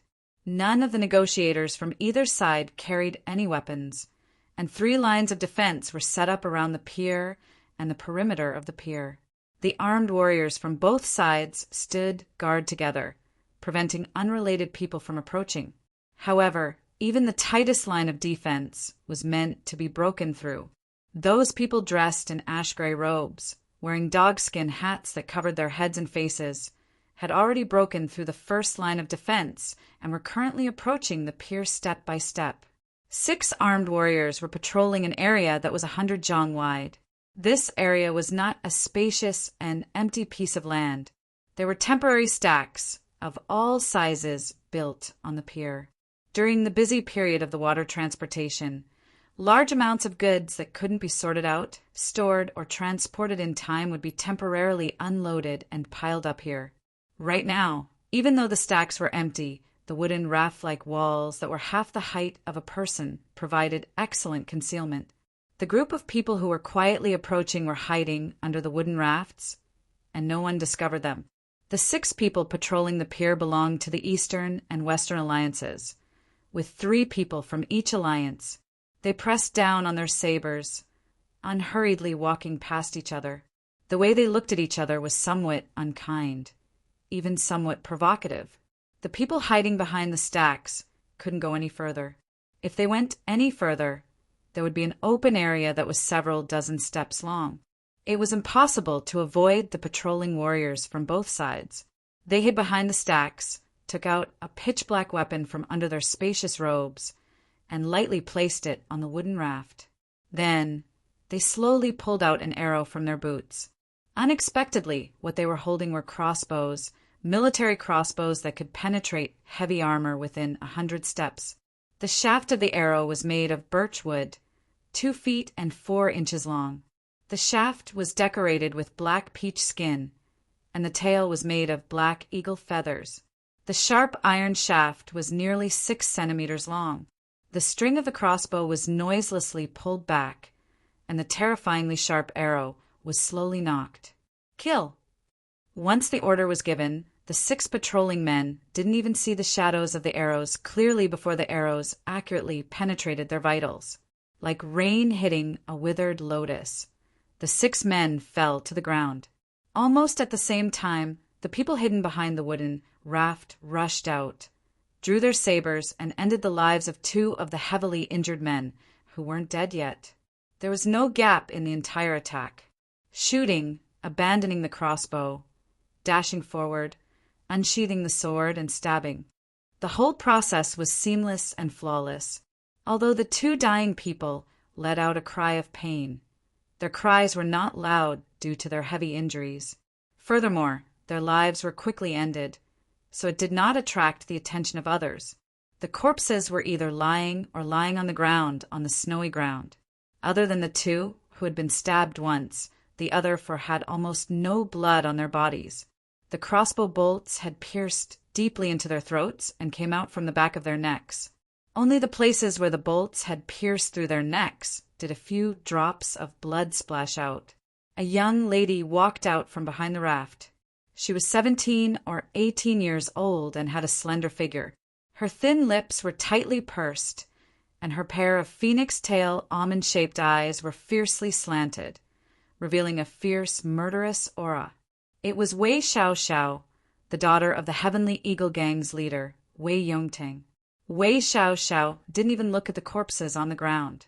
She only said in a low voice, "Let's go." The corpses were quickly dragged behind an obstacle. The bloodstains on the ground could be easily covered with some snow. The group of people took their crossbows and quietly moved forward again. The leader of the Heavenly Eagle Gang, Wei Yongtang, was dead. When the 2 sides sent assassins to assassinate the other side's leader, he was seriously injured. Before his injury had recovered, he was dragged away by the Yamen runners and thrown into prison. Wei Yongtang was angry and afraid. His injury worsened, and no one knew if he had been tortured during the trial in prison. In the end, he died. Although Wei Xiaoyu resented Wenbin's womanizing, it was not easy to find a man of equal status and pleasing to the eye in a place like Ba. It was common for men to womanize outside. After her anger subsided, her hatred also faded. She didn't want to give up her fiancé just like that. Unfortunately, she could no longer save Wenbin. Wenbin had been sentenced to death by Chun Dong of the Ministry of Justice. Now her fiancé was about to die, her father was also dead, and Wei Xiaoxiao's family was almost ruined. The Eastern and Western alliances were actually going to reconcile. Her father was dead, and her fiancé was also about to die, but no one asked her if she agreed to reconcile.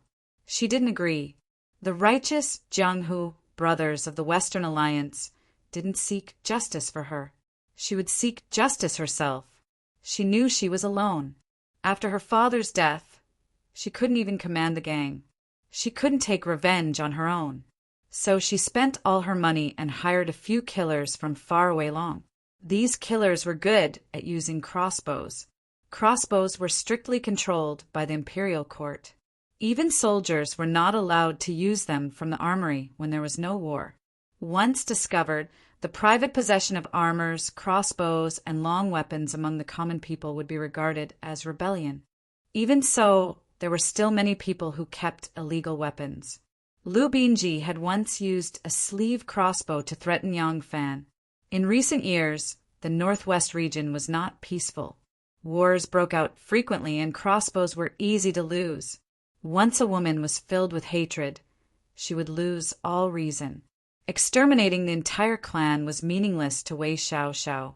After the assassination, the two sides fell into a fierce battle again. She didn't care about how the tens of thousands of people in Ba would live. Her fiancé was killed by Dugu Wentao, the helmsman of the Tsaoko of the School of Shan, and her father was killed by the girl surnamed Gu, the helmsman of the Chaoquan of the School of Shan. On the pier, Li Hei said to Shu Zixuan, the helmsman of Chaoquan, "Helmsman Shu, the matter of the leaders of our two gangs is now an official matter. It's not up to you or me to decide. In this situation, we must first reach an agreement and let everyone go to Yangzhou to start this year's transportation." Shu Zixuan said, "That's right, but you won't budge an inch. How can we continue? Don't tell me we don't need to mention our great losses. We have hundreds of people injured. Who should we find to settle this debt?" Li Hei said, "You have people injured. Don't tell me we don't. What's more, we have the upper hand. Don't tell me you want to put aside all disputes and follow the same rules as in previous years. Even if I agree, will the other gang leaders agree? Even if we agree, will our tens of thousands of brothers agree? Helmsman Shu, I don't want to see any more fights to the death on the transportation road. If that happens, the boat will capsize and the boat will capsize. Who can bear that kind of loss?" Shu Zixuan laughed coldly and said, "Are you threatening me?" Li Hei said coldly, "If you think I'm threatening you, I think there's no need for us to continue talking." Yang Fan, who was disguised as a rugged man with a curly beard, stood there with his hands behind his back. He listened to the two of them bickering and was not moved at all. He knew that even though Li Hei was still speaking tough, he was just putting on an act. Today, he would definitely make some concessions and finally reach an agreement. Even though Yang Fan's move was on Ba, which caused a huge earthquake in Chang and's officialdom, the main battlefield of the struggle had already shifted to the city. The dispute on Ba was no longer that important. Yang Fan did not want these Jianghu heroes to suffer a great loss. After all, the transportation still depended on them. Yang Fan looked at the sky and thought to himself, the banquet by the Tsuchi River should have ended. Qindong and Hu Yuanli deliberately did not attend the banquet to infuriate the various forces in Chang and cause the two sides to be unable to reconcile. This was Yang Fan's real purpose. As long as the two forces in Chang and entered the stage of a life-and-death battle, the reconciliation of the Ba Shang Chao gang would be irrelevant. Even though Zhang Yu vaguely felt that Yang Fan, who was hiding behind the scenes, seemed to play a great role in this, He did not think that Yang Fan could be the mastermind. Otherwise, he would not have mistaken Qindong and Hu Yuanli as the main culprits of the series of conflicts and invited them to the banquet. He even found the wrong person in charge. So how could the mediation succeed? Zhang Yu originally thought that he had integrated the aristocratic families, nobles, officials, and celebrities in Chang, and to forge a heavenly weapon, which was enough to fight against Qindong and Hu Yuanli's sword of the emperor. But he failed. Now Wei Xiaoxiao was trying the same thing. The difference was that one of them was intentional, while the other was unintentional. The intentional one failed. But what about the unintentional one?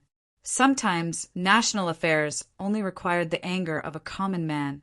There were some goods piled up on the dock. The transport boats had to sail from here back to Yangzhou. Naturally, they could not travel empty-handed. There were already some goods consigned by merchants piled up on the dock. Because the Ba Shang Chao gang had been delayed, there was a lot of goods piled up. So Wei Xiaoxiao led a few crossbowmen and quietly climbed up a pile of goods, looking down at the dock from above. Still, no one noticed. Of the 3 layers of defense, only the outermost and the innermost layer of defense were really tight. The outermost layer of defense was for the outside world, and the innermost layer of defense was actually to prevent the 2 sides from fighting. The people in the middle were only patrolling the layers of obstacles to prevent people from hiding. Now Wei Xiaoxiao approached from the area guarded by the Western Alliance's guards and suddenly killed them. Along the way, she also took out a few more hidden posts. Now she was close to the 2 sides of the negotiation. Although the 3rd layer of guards was patrolling ahead, they did not need to break through. The crossbows in their hands could directly kill the people on the dock from here. The patrolling guards on the dock did not expect that someone would silently approach here and use a long-range weapon to kill the target. Their attention was focused on the leaders of the 2 sides. The assassin hid himself and glanced at the Wei River not far away. They were all good swimmers and could immediately dive into the river to escape after they succeeded. Although the spring was cold and the water was bone-chilling, the bounty offered by this client was too generous. They could wash their hands of the business after this deal was done. It was worth it. Wei Xiaoyao's eyes were red. It took her a long time to steady her trembling fingers. She glared at Gu Zhuting and said through gritted teeth, "Shoot them. That man in cyan and that woman in white, that bitch. Just those 2. The leader of the assassins smiled coldly, his eyes locked on the 2 Wei Xiaoyu pointed at. TSK, and a great beauty. It'd be a shame to kill her. Cut the crap. Kill her. I want her dead. She must die." Wei Xiaoyao's voice was very low, but there was a hint of madness in it. The leader of the assassins glanced at her and said slowly, "Don't worry. I, Yan Suzhuan, have the nickname Living Hades. Do you think it's for nothing? With my reputation, she must die today." As Yan Suzhuan spoke, he slowly pulled out a crossbow from his boot and placed it on the notch. The crossbow string was slowly tightened. "After this deal, we brothers can wash our hands of the business. Be alert. We must hit the target in 1 shot. Crow, Great Immortal, Porter, the 3 of you kill the man. Be polite, don't be annoying. The 2 of you follow me to kill the woman." A few quiet replies came from all directions. Yan Suzhuan put his eyes on the mounting gazing of the crossbow, and the sharp arrowhead was aimed at Gu Zhuting's throat. Just as the word kill was about to come out of his mouth, his lips suddenly curled into a devilish smile. The crossbow moved slightly, and the arrowhead was aimed at the girl's voluptuous breasts. The jet-black, sharp arrowhead pierced through the tender, red, freshly peeled chicken head and pierced straight into the soft, jade-like chest, piercing through the beating heart. Thinking of that scene, Yan Suzhuan suddenly felt an inexplicable excitement. He took a deep breath and said in a low voice, "Shoot!" Chapter 975. Swoosh. The 6 assassins cooperated with tacit understanding, pulling the hanging blade almost at the same time. The hooks separated, the crossbow teeth pulled back, and the taut string suddenly sprang back. 6 crossbow bolts left the string at the same time. Go! Yan Suzhuan shouted and rolled to the right. When he reached the edge of the pile of goods, he suddenly leapt onto the ground. With a nimble forward roll, his entire body was already 30 feet away. He bent his back and shot forward like an arrow released from a bow. When he reached the edge of the dock, he threw himself forward without a moment's hesitation. Thump! His graceful figure submerged into the river. The surface of the surging ice only produced a slight splash. His figure completely disappeared into the water. He was as quiet as a virgin, but as agile as a rabbit. The other 5 assassins reacted almost at the same time. After their attack succeeded, they immediately fled far away. In fact, in the past, when they succeeded in their crimes and quickly escaped, they would always bring their livelihood, the crossbow, with them. They would not be willing to abandon it. This kind of thing was not something that could be obtained at any time, especially an excellent and incomparably sharp high-grade military crossbow. But this time, they were killing people in the territory of the Chow gang. It was truly too dangerous. Moreover, the reward they received was enough for them to live a life of riches and honor after the success. What was the use of these crossbows? Of course, it was to flee as fast as possible. Before washing their hands in a golden basin, they would first come to the Wei River to cleanse themselves. When the last assassin also jumped into the river, the turbulent water quickly calmed down. The sparkling and translucent ice continued to collide and grind against each other as if nothing had happened. Wei Xiaoxiao had wanted to escape as well. She had just heard from Yan Sichuan about their escape plan after they attacked. Living on Ba, she was also good at swimming. Although the water of the Wei River was bone-chilling and was a terrifying experience for someone as delicate as her, she didn't want to fuss too much about it since she was running for her life. But while the living king of Hell, Yan Sichuan, could be 100 times more confident in his attack and immediately flee after one attack, Wei Xiaoxiao couldn't help but feel a bit doubtful. She wanted to personally see her enemy die. This wasn't just because she was worried, but also because of the pleasure of avenging a great hatred. Thus, when Yan Sichuan shouted, "Go!" her figure paused for a moment, and she glanced at her target happily. With just that one glance, she couldn't leave. "Helmsman Shu, we can reduce our demands, but you should at least make some concessions so that we can give an explanation to our tens of thousands of brothers. We, Helmsman Dugu and Helmsman Gu, are actually very sincere in resolving the dispute through peace talks." Following Gu Zhuting's instructions, Li He was prepared to make some concessions. Dugu Wentao and Gu Zhuting, whom he'd mentioned, smiled and nodded to the Western faction leaders. Just then, 6 crossbow bolts flew through the air. Before the sound of arrows piercing through the air could be heard, they were already within reach.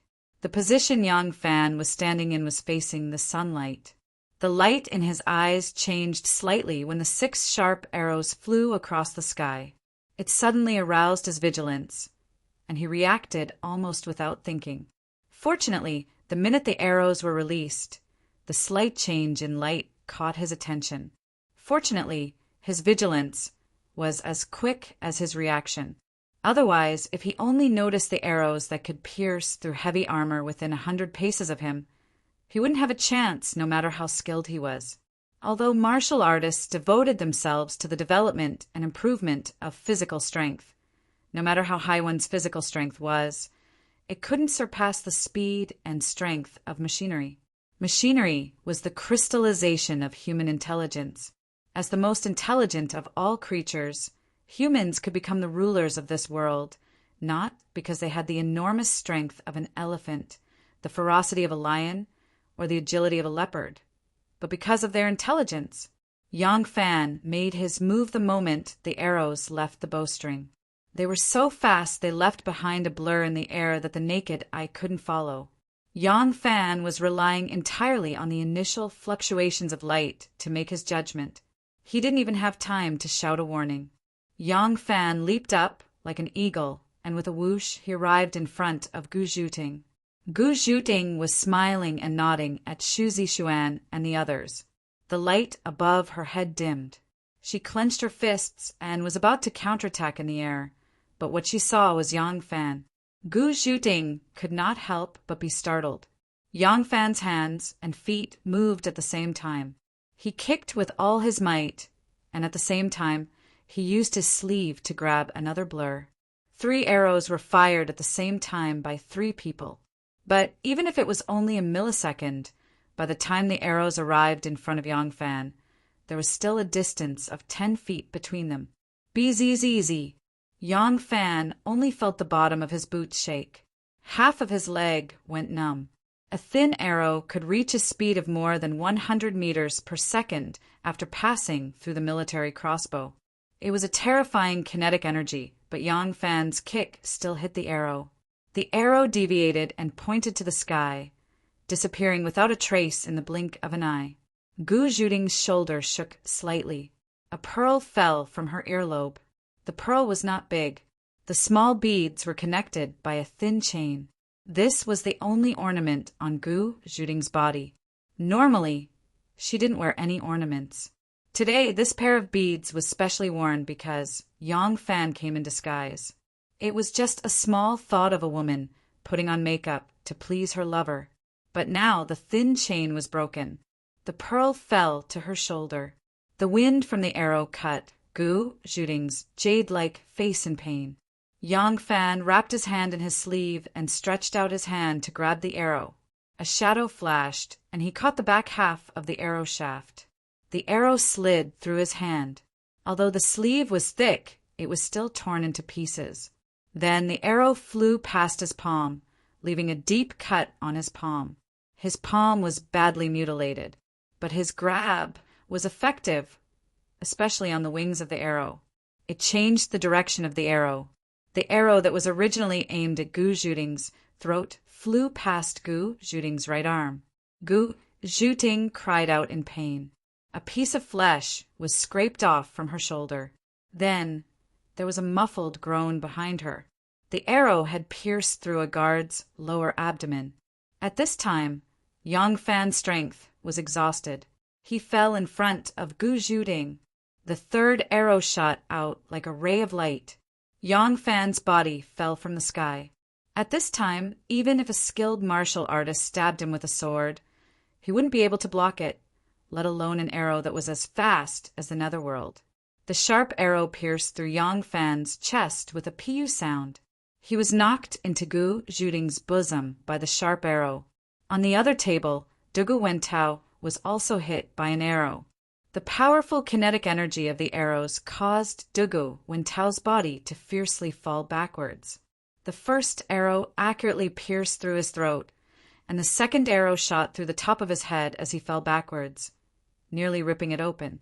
The third arrow brushed past his scalp, and fortunately it passed through the gap between 2 guards, disappearing into the distance across the river. Ah! Gu Zhuting looked at Yang Fan in her arms in horror. An inch of bloodied arrowhead could be seen from his back. There was a black arrow feather in front of his chest. The sharp arrow had pierced through his body. Gu Zhuting felt as if she had fallen into an ice house. Her hands and feet were cold and her body was stiff. She had been used to death for so many years. She would never have reacted in this way, whether she was putting someone else to death or falling into an ambush. But this was different. For so many years she had lived only to live. It was not until she had fallen in love with him, until she had been acknowledged by him, that she had lived with taste, that she had lived like a woman. But now her man was lying in her arms, his body pierced by a sharp arrow. Gu Zhuting wanted to call out to Ah Lang, but her voice was stuck in her throat and she couldn't make it out. Her vision turned black and she almost fainted. All of this happened in a flash. When Yang Fan fell to the ground and Dugu Wentao fell on his back, the whole dock was silent. Everyone was shocked and didn't have time to react. A moment later, the sound of drums was heard. The leaders of the ASEAN gangs jumped up. Those who didn't know martial arts quickly retreated. Those who knew martial arts didn't wait for the guards to come forward. They roared and pounced on the leaders of the Western Alliance. They didn't give the other side any time to explain before they started fighting. Some of the guards outside pulled out their swords and rushed towards a pile of goods, while others tried to rush back to protect their leader. However, both sides suspected that the other side's guards were going to harm their leader, so they each took a few steps forward and shouted at each other to stop. Seeing that it was useless, they pulled out their swords and started fighting. The scene was chaotic. On the outside, there were swords and swords flashing. On the outside, there were guards shouting and fighting. On the dock, there were punches and kicks from the leaders. Gu Zhuting held Yang Fan in her bosom. She murmured, "Ah Lang, Ah Lang." Tears were welling up in her eyes. Her cheeks were as white as snow. "Get out of my way." Gu Da's fists were as large as bowls. The wind howled as he swung his fists fiercely to knock away the two martial arts experts hired by the other side. He leapt to Gu Zhuting's side and stretched out his hand to check Yang Fan's breathing. He shouted anxiously, "He's still breathing. Take Ah Lang to the doctor." Oh, oh. When she heard that Yang Fan was still alive, Gu Zhuting suddenly came to her senses.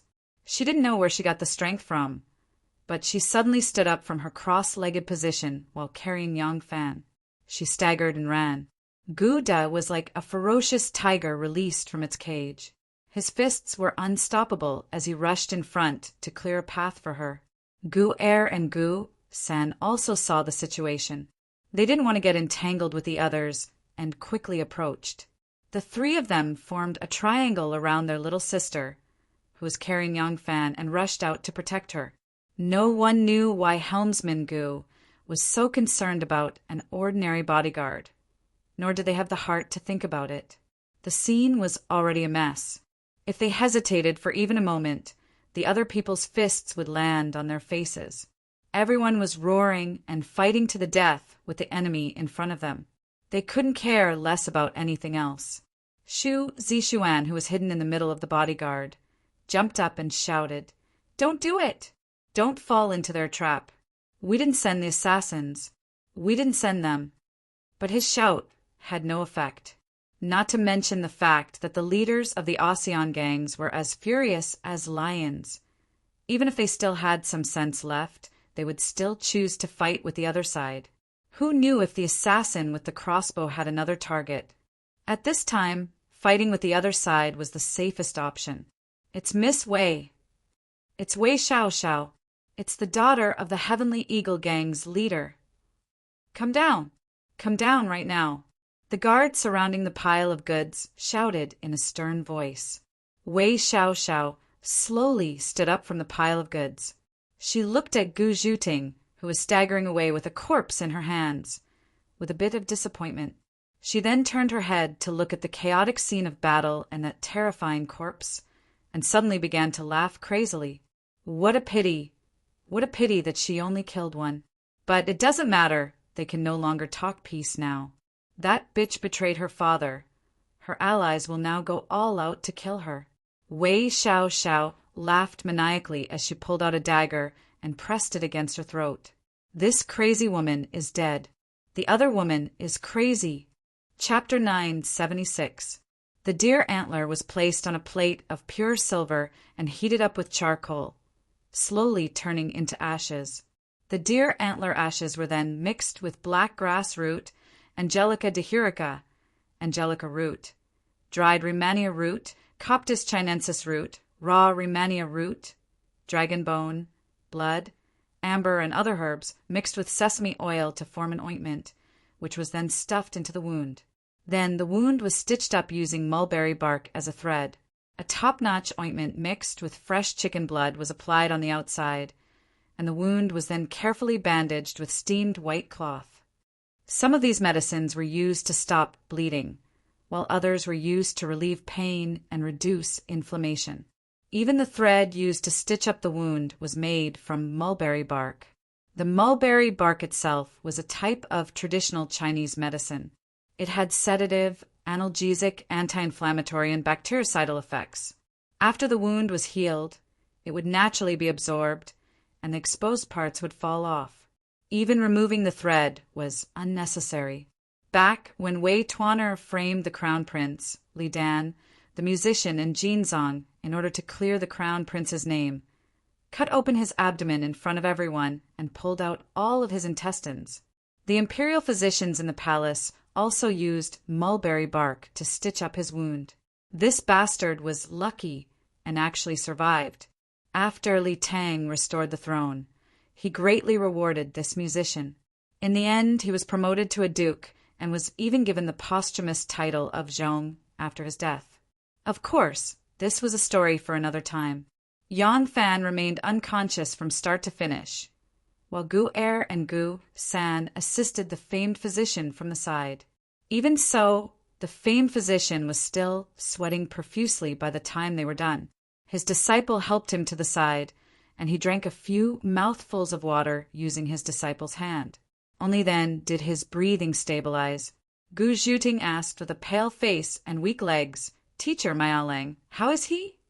The famed physician was washing his hands in the basin. The blood on his hands quickly turned red as it mixed with the water. His disciple brought the basin down and changed it for him. Only then did the famed physician slowly say, "This is a formula passed down in my family for nourishing the muscles and promoting blood circulation. It has the miraculous effects of cooling and stopping bleeding, detoxifying and relieving pain, and removing rotten flesh." Gu Zhuting was not in the mood to listen to him boast about his ancestral prescription. But now that her Longjuan's life was in his hands, she had to listen even if she was impatient. Gu De became impatient and said, "Sir, we just want to know, is our Langjun all right?" Although this famous doctor was someone invited by the Dugu family, and he knew that the Dugu family valued this person greatly, he was certainly an honored guest of the Dugu family. However, people with outstanding achievements in their profession would always have an air of arrogance. He was very unhappy with Gu Da's disrespectful tone. He glared at Gu Da and said nothing. No matter how good this old man's medicine is, it can only save people who shouldn't die. Although this person's body was strong and he had avoided being hit in the vital organs, he had still been pierced through the chest by an arrow. His injuries were too severe. Even if he woke up, he might not be out of danger. Whether or not he could survive would depend on the will of the heavens. Oh, by the way, you mustn't let him eat too much porridge for the next few days. And you must avoid sour and salty food as much as possible. You can eat dry food or fatty food to quench his thirst. Although this doctor was arrogant, he was still very attentive to the patients he was treating.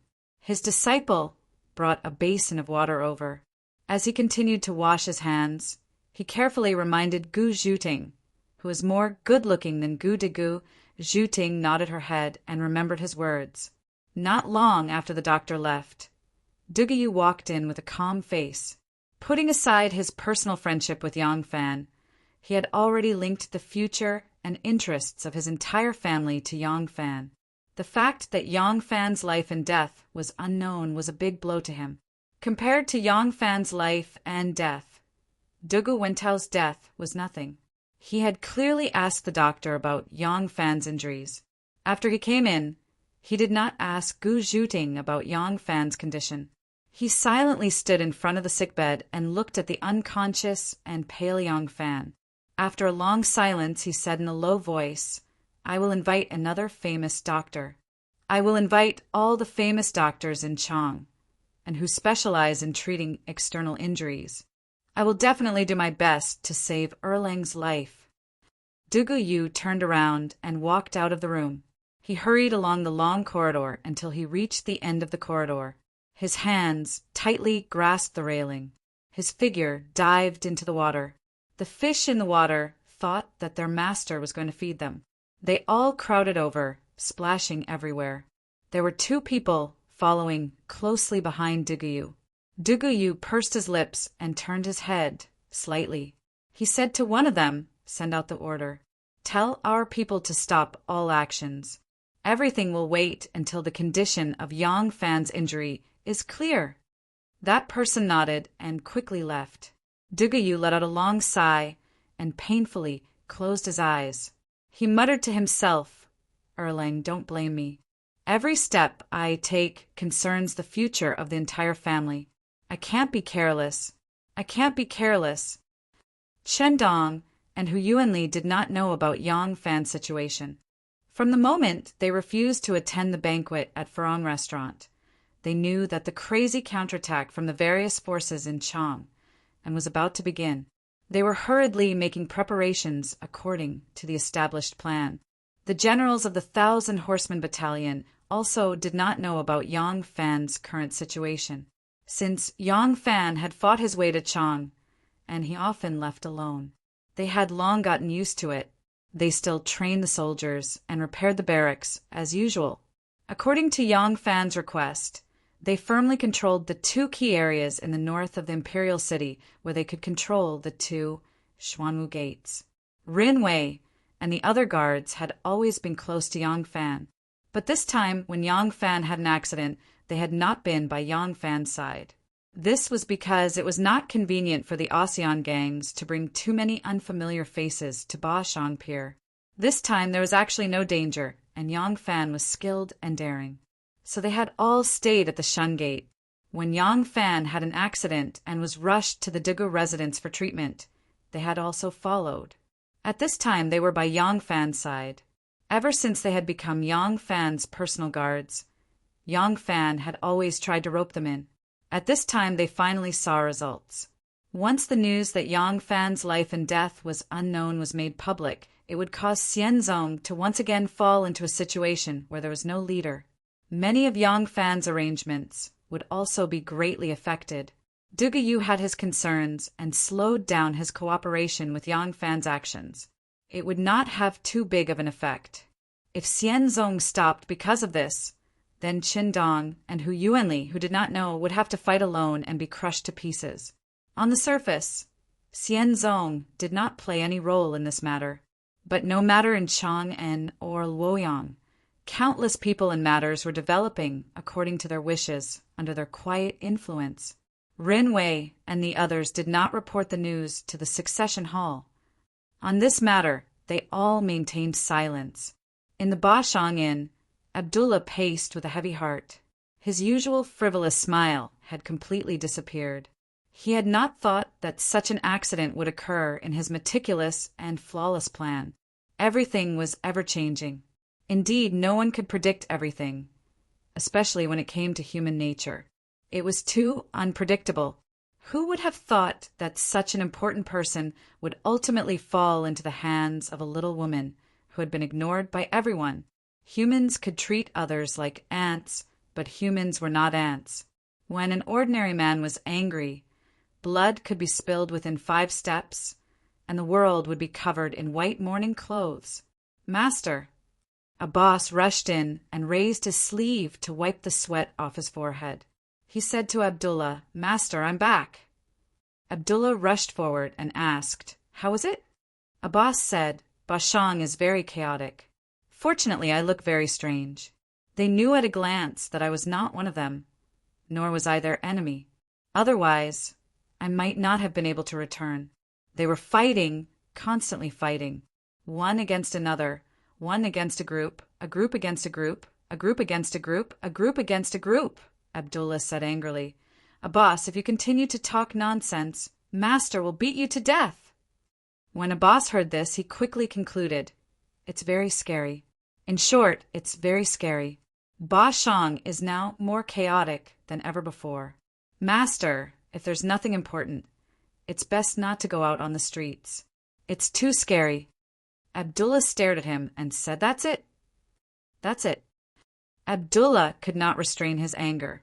He grabbed him by the collar, picked up the handsome boy, and shook him like a broken doll. He roared, "Where is the city? How is it? Why did I ask you to go out and find out? Damn it! Did your mother sleep with a scorpion to give birth to an idiot with a brain smaller than the tip of a needle?" Abbas was so scared that his face turned pale. He quickly shook his hands and said, "There's no news of him in the city. Everything is safe and sound." Abdullah was stunned and stopped his crazy movements. He asked suspiciously, "You mean there's no news of his death in the city?" "He's not dead, Master. It's only a matter of time. More importantly, there's no news of his death in the city? Yes, master. No one knows. The officials don't know. The imperial envoys don't know. Even the imperial guards stationed in the north of the city are as usual. There's no change. I heard that Yang Fan was sent to the Digu family the moment he entered the city. Moreover, it was in the name of that unlucky guy, Tao, who died. In fact, at this moment, his face was red from being grabbed by his collar. Abbas quickly pointed to his neck. Abdullah snorted coldly and put him down. Abbas took a few deep breaths and said, "Merciful master, in fact, until now it seems that no one knows his identity. The people in Ba don't know. They all think that the guy who saved the beautiful lady that you're so infatuated with was an ordinary guard. And no one in the city knows that he's General Yang." Abdullah's eyes narrowed. He slowly paced around the room. After a long time, he slowly said, "According to the original arrangement, continue with our plan." Abbas adjusted his collar and tidied his beautiful golden hair. Suddenly hearing Abdullah's words, Abbas became anxious. "Master, that general is already dead." "He's not dead yet." "He'll die sooner or later." "This is what master said." "So what?" "He's about to die. Without his cooperation, how can we complete the mission? This is too risky." Abdullah narrowed his eyes and said, "It's not important whether he's dead or not. What's important is that no one knows that he's about to die. So, our plan can still be carried out. This is the agreement between him and I, and also the promise I made to Shinmu. The Prophet said that if either party breaks the agreement, it should be mentioned before the separation. I must keep my agreement with them." Abbas clasped his hands in front of his chest and said with admiration, "My master, your integrity and perseverance are admirable. You're a true gentleman." Abdullah smiled and nodded. He thought fiercely to himself, "It was originally a double kill. I'm not an idiot raised by scorpions. How can I give up?" Chapter 977. The Taiping clan's Chaoquan master, Qin Xiaolong, slowly walked into the inner chamber with tired steps. He waved his hand to dismiss the people around him. He sat on the chair and gently rubbed his eyebrows. The ups and downs of the past few days had exhausted him mentally and physically. Because of what happened at the pier today, peace talks were no longer possible. They could only use force to solve the dispute. He met with many stewards that night and mobilized people, preparing to use force to fight for a path of survival with the ASEAN clans. Today's fight between the two sides was just a chaotic battle after an unexpected accident. But tomorrow's days would not be so good. Qin Xiaolong sighed, got up and walked to the bedroom. He had just taken a few steps when his body suddenly stopped. Other than the flickering light in his eyes, his whole body was like a clay statue. He felt his heart palpitate, as if there was an unknown ghost peeping at him from the shadows. That sense of danger made his hair stand on end. After standing still for a moment, Qin Xiaolong suddenly jumped up. Like a withered leaf blown by the wind, he silently floated to the wall where a good long saber hung. "Guards!" With the saber in hand, Qin Xiaolong's heart calmed down. He shouted loudly, but the expected response did not come. Qin Xiaolong's heart sank again. Ever since the relationship between the two of them became like fire and water, his mansion had increased its security. After today's events, there were even more guards in his mansion. Not only were there 2 bodyguards hired with a large sum of money, there were also 10 experts from the gang, and there were also 4 fierce dogs. But right now it was completely silent. After he shouted, no one responded. Qin Xiaolong's eyes turned, and he took 2 steps back. His body stuck to the wall and escaped to the door. 1 step, 2 steps, 3 steps. When he quickly rushed out of the room, he still did not encounter any danger. Qin Xiaolong did not dare to be careless. The long saber was hidden behind his elbow. Just as he was about to break through the nearly 50 feet distance of the courtyard and escape to the outer chamber, a figure suddenly appeared like a ghost from under the eaves. It's, before the word who came out, the figure pounced at him. Qin Xiaolong turned his hand and slashed at the person. Pooh! With a ding sound, the sharp blade entered Qin Xiaolong's body. Qin Xiaolong was stunned for a moment, but in the next second he realized something was wrong. He wanted to retreat, but it was already too late. The silhouette that was stabbed did not make a sound, but another silhouette materialized from that silhouette. It was an even more slender silhouette, followed by a bright sword light. Qin Xiaolong staggered backwards, throwing away his saber. He clutched his throat in vain, but it was useless. Blood gushed out from the gaps between his fingers. Qin Xiaolong's eyes widened in despair as he watched the slender figure disappear over the wall. From the beginning to the end, he didn't see the person's face clearly. Keep your spirits up tonight and be on your guard. Don't doze off. Tomorrow, I will move back to the city and I will reward you handsomely. The circle gates, Saoko Ruiju, Lu Shui, carried a lantern and personally patrolled the entire rear residence under heavy security. He encouraged the many guards in the rear residence. Only when he returned to the inner chamber did he let out a long sigh of relief. Lang is back. Under the bright and soft light, a charming young woman with her hair tied up in a lazy bun, wearing a translucent silk nightgown, gracefully came up to him. She politely helped him to sit down, spread out the bedding, and then went to extinguish the candle on the wall. Wait, Lu Shui hurriedly stopped her. The lights are on. All the lights in the room are on. The beautiful young woman coquettishly said, Lang, there are dozens of people guarding outside our bedroom. What is there to be afraid of? Even if they have great skills, unless they have learned some invisibility technique, do you think they can break in? Lu Shui suddenly screamed, pointing at the beautiful young woman's back, and said with a trembling voice, You. The beautiful young woman stamped her foot and said, Lang, how old are you? Why are you still joking with me? Liu Shui's goatee trembled, and his eyes were filled with fear as if he had seen a ghost. It didn't look like he was faking it. The beautiful young woman's expression gradually changed, and she suddenly turned her head. Unfortunately, she didn't see anything. She felt a weight on her neck, and her vision went black. She was thrown onto the big bed unconscious. Help! You! A bright sword light floated over, and a spray of blood splashed on the window frame.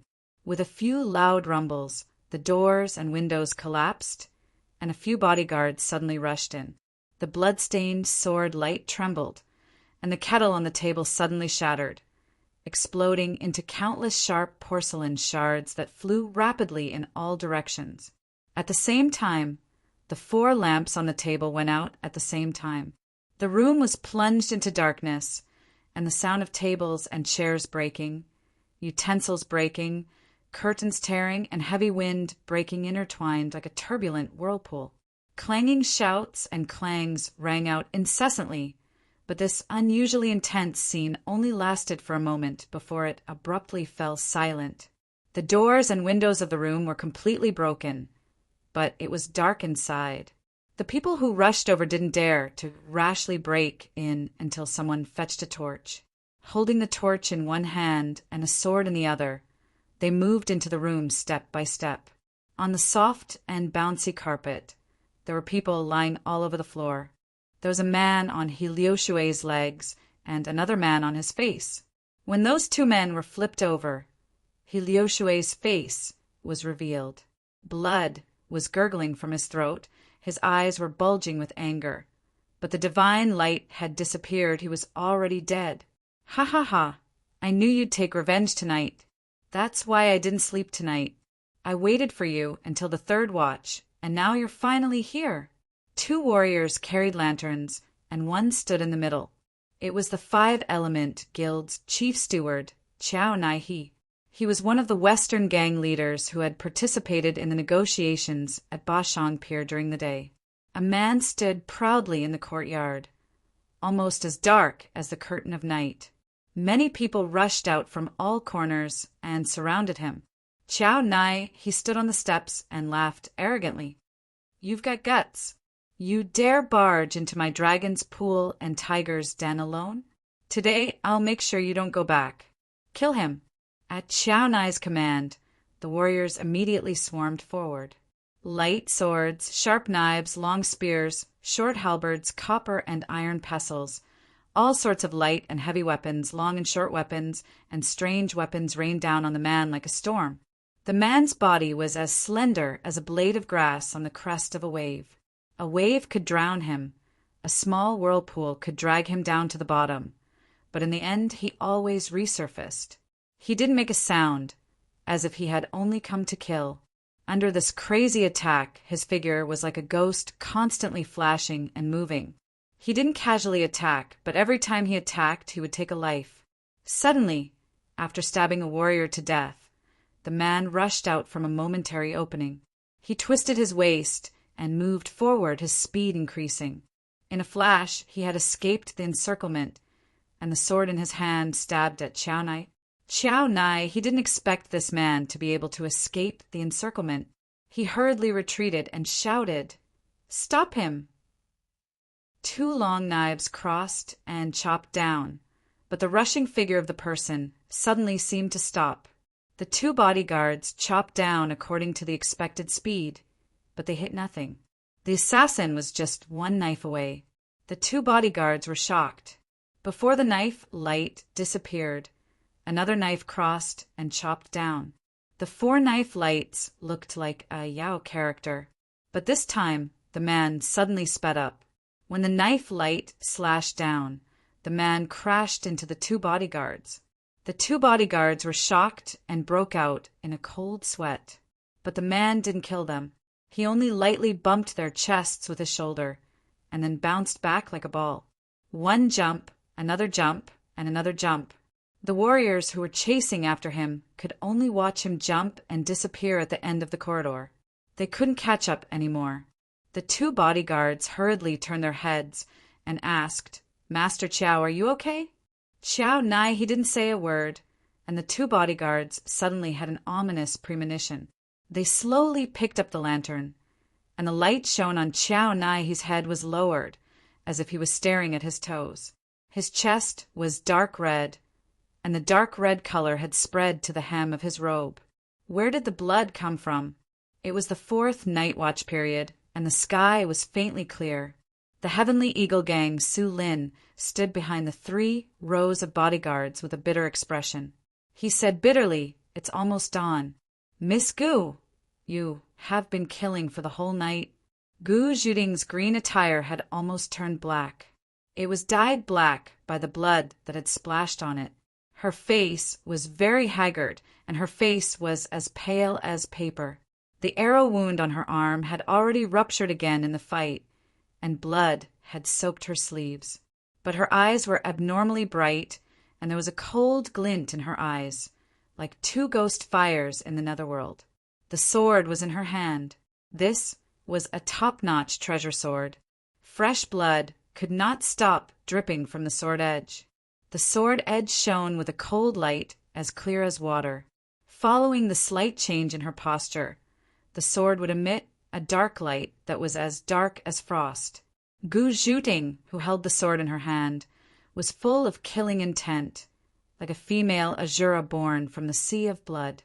Su Lin licked his lips and explained weakly, "Miss Gu, although Miss Xiao Xiao is our gang leader's daughter, we didn't know about her actions beforehand.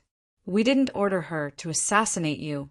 Gu Zhuting's voice was like the icy water of the Wei River, cold, clear, and indifferent. "It doesn't matter, I don't care." Su Lin was extremely angry and said, "But aren't you fine? You only suffered a small injury on your shoulder. Is there a need to be so unforgiving? You have been killing for the whole night, and how many people have died in your hands? Is this not enough to appease your anger?" "Not enough." Gu Zhuting's voice was very calm, but there was a deep coldness and hatred in her bones. "I haven't married yet. I've finally found someone I want to marry, but you want me to be a widow. Then I'll make it so that you won't even be able to be widowers." "Ah." Su Lin was shocked and said, You and Dugu Wentao are..." Gu Zhuting sneered, and pounced forward with her sword. Su Lin shouted anxiously, "Stop her! Kill! Kill her!" In the midst of the enemies, Gu Zhuting was like a flowing light, like a bolt of lightning, appearing and disappearing at times like a ghost. The sword in her hand flashed, and every time it moved, a life would be lost in this bitter battle. With a flying kick, she broke open a person's lower abdomen, and like lightning, she slid 3 feet to the side, and the sword in her hand flashed, and another person's throat was cut open. With a wave of her left hand, a flying knife from her sleeve pierced into a person's eye. In the midst of a mournful scream, she bent her waist and wedged in between the whistling knives and axes. Her elbow hit heavily on a person's ribs, and just as the sound of bones breaking could be heard, her left leg kicked out, and like a whip, it hit the bottom of another person's groin. In the midst of the chase and killing, the people in the courtyard became fewer and fewer. Such a bloody method made the guards and thugs scared, and no one dared to chase after the phantom that specialized in harvesting souls. Su Lin saw that the situation was not good and started to run. As he ran, he shouted madly, "It was not my idea. His death has nothing to do with me. You can't kill me. You are unreasonable." Gu Zhuting's voice suddenly sounded in his ears. "I have always been unreasonable." In the 4th watch period, Yang Fan's heavy breathing suddenly stopped, and he weakly opened his eyes. The 3 Gu brothers, Rinwei, and the others had been guarding him, and there were always at least 2 people who were awake, paying attention to his movements. As soon as Yang Fan woke up, Renwei immediately exclaimed in surprise, "Ah, Lang is awake!" In an instant, everyone gathered around the bed. Yang Fan's listless eyes stared at them for a while, and then he gradually woke up. He still remembered the moment when he was shot by the military crossbow. His eyes turned, but he did not see Gu Zhuting. Yang Fan asked nervously, "Where is Miss Gu?" Gu hurriedly said, "Little sister has been holding a Lang since he was shot by the arrow. We wanted to change hands, but she refused. She was really tired after the journey, so after Ah Lang was bandaged, I let her go back to her room to rest." As soon as Yang Fan's expression calmed down, Gu San interrupted, "But when I went to see her later, she was gone." Gu De glared at Gu San, rubbed his hands, and said to Yang Fan, Ah Lang knows her temper. Ah Lang doesn't need to worry, as long as Ah Lang is fine." Yang Fan closed his eyes. He was still dizzy due to the excessive blood loss. Yang Fan closed his eyes and asked weakly, "Where am I? What's the situation now?" Rin Wei quickly recounted everything to Yang Fan. Yang Fan was silent for a long time, and everyone around the bed thought that he had fainted again. Yang Fan slowly opened his eyes and whispered to Rin Wei, "Come closer." Ren Wei leaned against Yang Fan's side and pressed his ear against Yang Fan's mouth. Yang Fan's voice would shake his wound if he spoke too loudly, so he had to lower his voice. He whispered to Ren Wei for a while. Ren Wei's face alternated between surprise and admiration.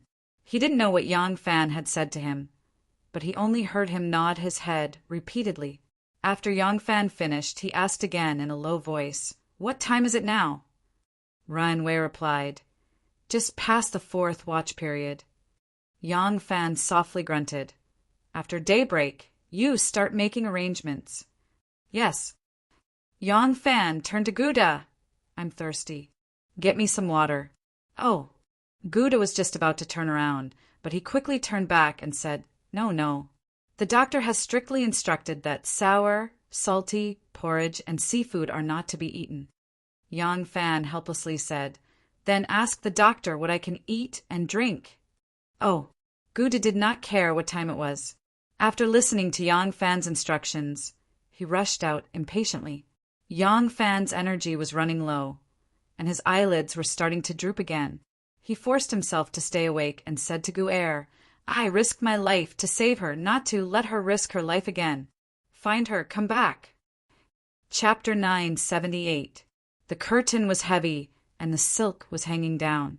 The boneless lamp was made of pure white jade, and it was painted with mountains, rivers, and people.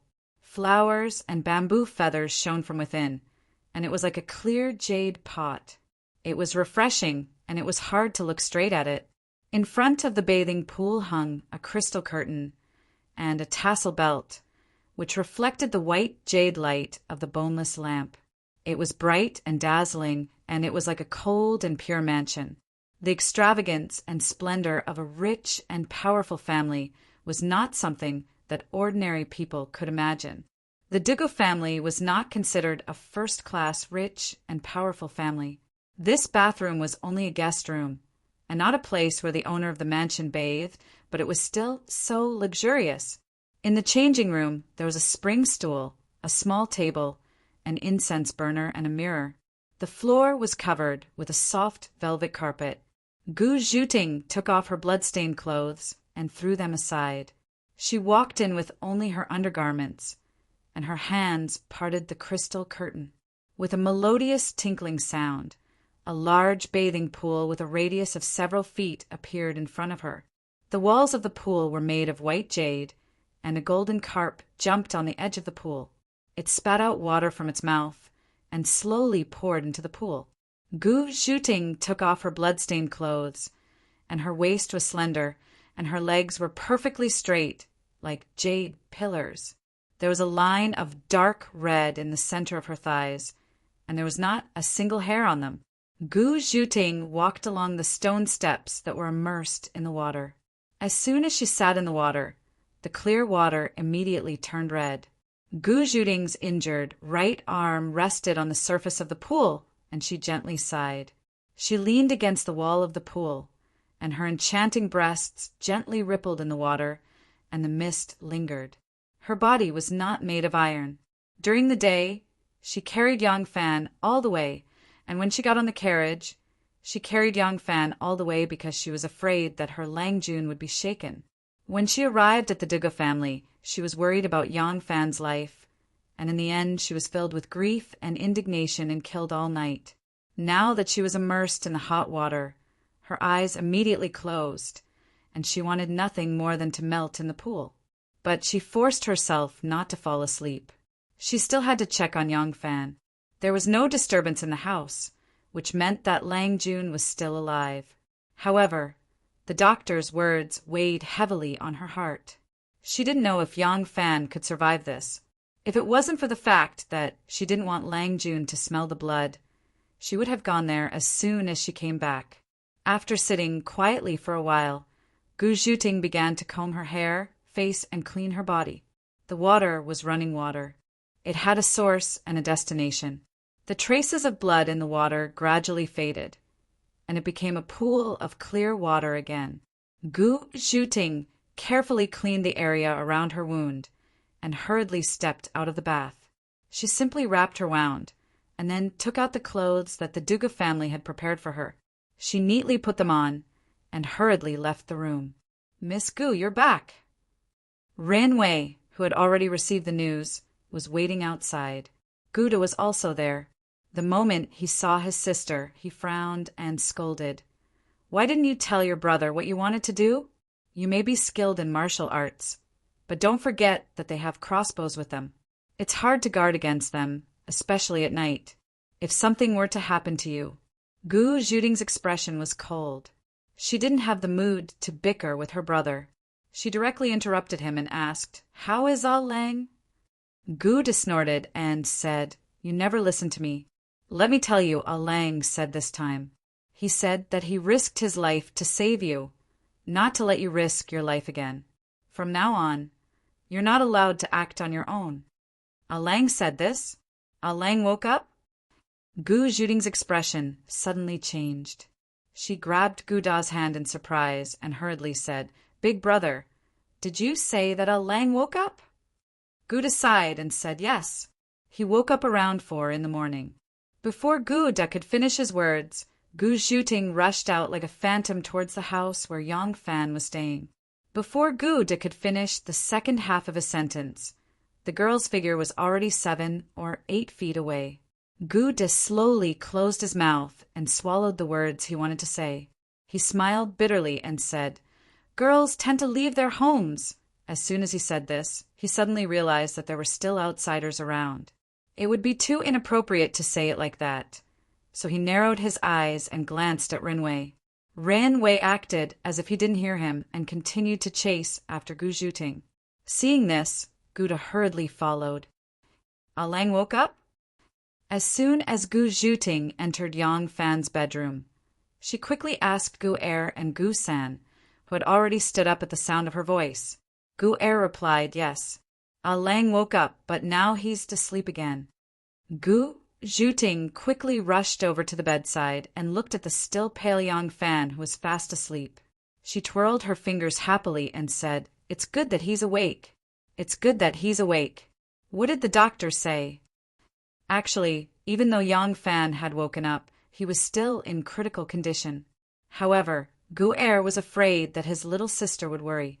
He was even more afraid that she would go on a rampage alone to kill and burn everything down. Thus he comforted her and said, "The doctor said, A Lang has already woken up. His life is no longer in danger, but he still needs a long period of rest." Thank the heavens! Gu Zhuting couldn't help but kneel down in front of the bedside. She exclaimed joyfully, then covered her face with her hands as tears rolled down her cheeks. Gu De chased after her into the bedroom and stood by the bedside. He gently patted Gu Zhuting's shoulder and said in a low voice, "Don't cry. If Ah Lang were awake, he wouldn't want you to be so sad." Ren Wei coughed lightly and said, "Miss Gu, when Ah Lang woke up earlier, he instructed me to do something. He needs Miss Gu's cooperation." Gu Zhuting abruptly turned around and asked, "What is it?" Ren Wei gestured outside. Gu Zhuting understood and stood up gently. She gazed longingly at Yang Fan for one last time before following him out. In a small courtyard within the second winding alley of Chang and workshop, the living king of hell, Yan Suzhuan quietly opened the door. He looked outside for a moment, then walked out. As he stepped out of the door, the water droplets dripping from the eaves dripped onto his neck, making him shrink back subconsciously. The walls of the small courtyard were very high, and the door was made of wood so that one couldn't see the situation in the courtyard at a glance. From the outside, it looked like a middle-class family. This was the place Yan Suzhuan had chosen to stay. After a while, someone knocked on the courtyard door. 3 long knocks and 2 short knocks. Yan Suzhuan pulled out the dagger from his waist and hid it in his sleeve. He walked quickly and looked outside through the crack of the door before opening the door. The person outside the door immediately dashed in. This person was about 30 years old, with a thin face and a shrewd look. This person was Yan Suzhuan's confidant, Luo Jiahao. Because he was proficient in the local dialect of Chang, and An was familiar with the local situation, he was sent out to gather information. As soon as Luo Jiahao saw Yan Suzhuan, he said, "Big brother, the situation is not good.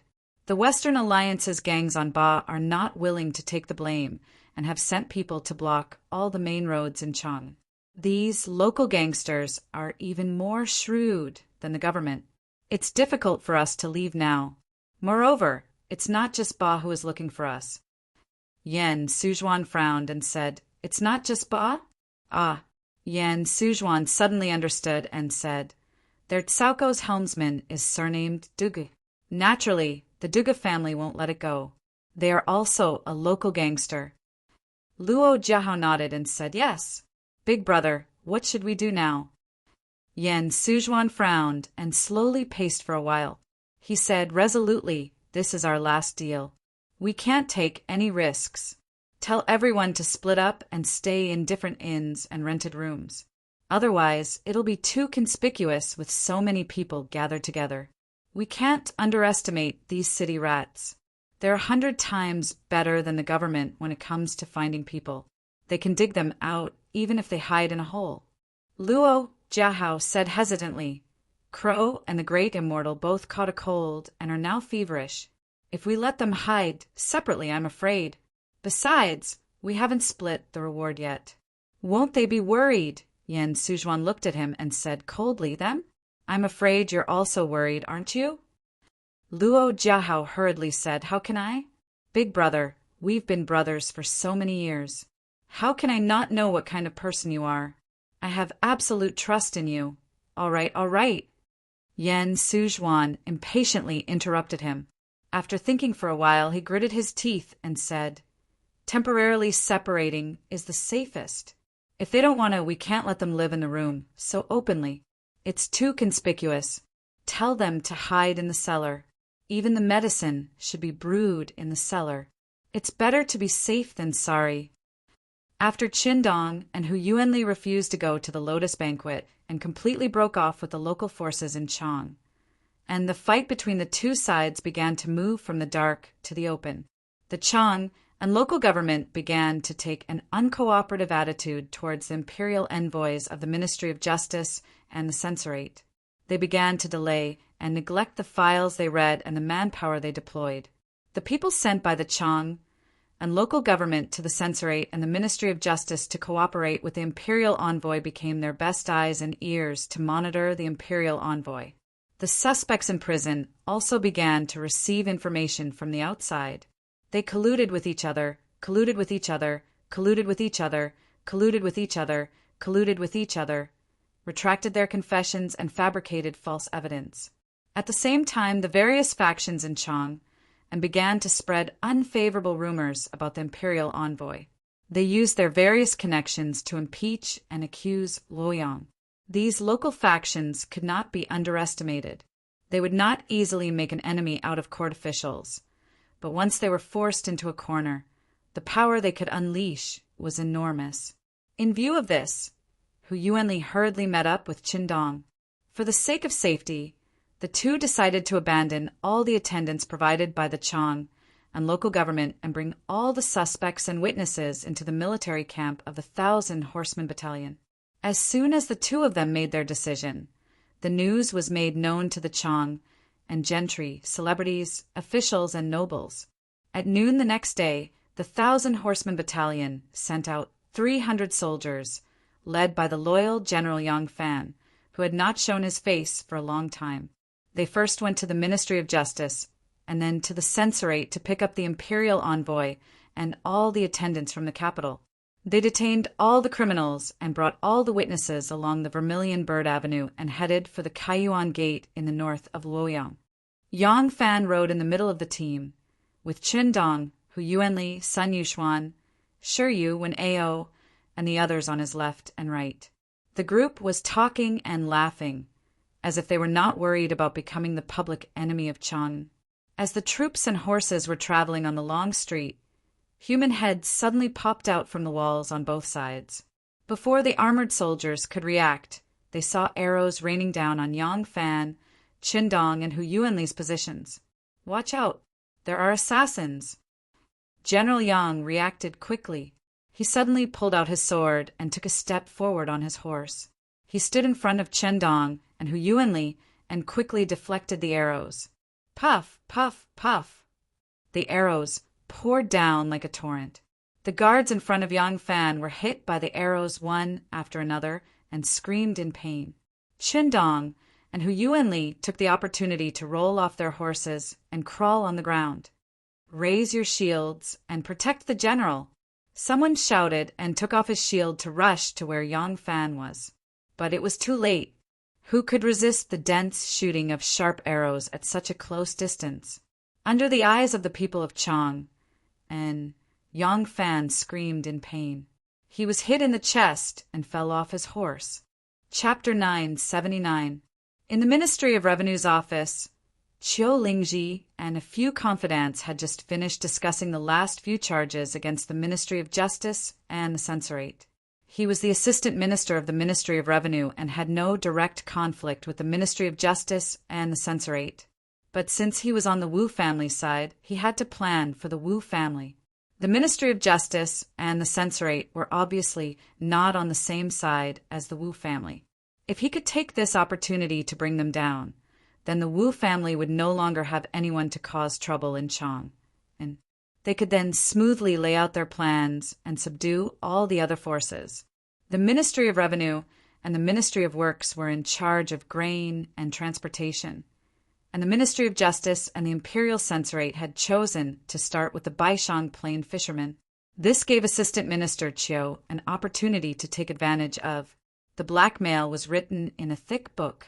Qiu Lingji patted the material he was preparing to send to Luoyang and revealed a proud sneer.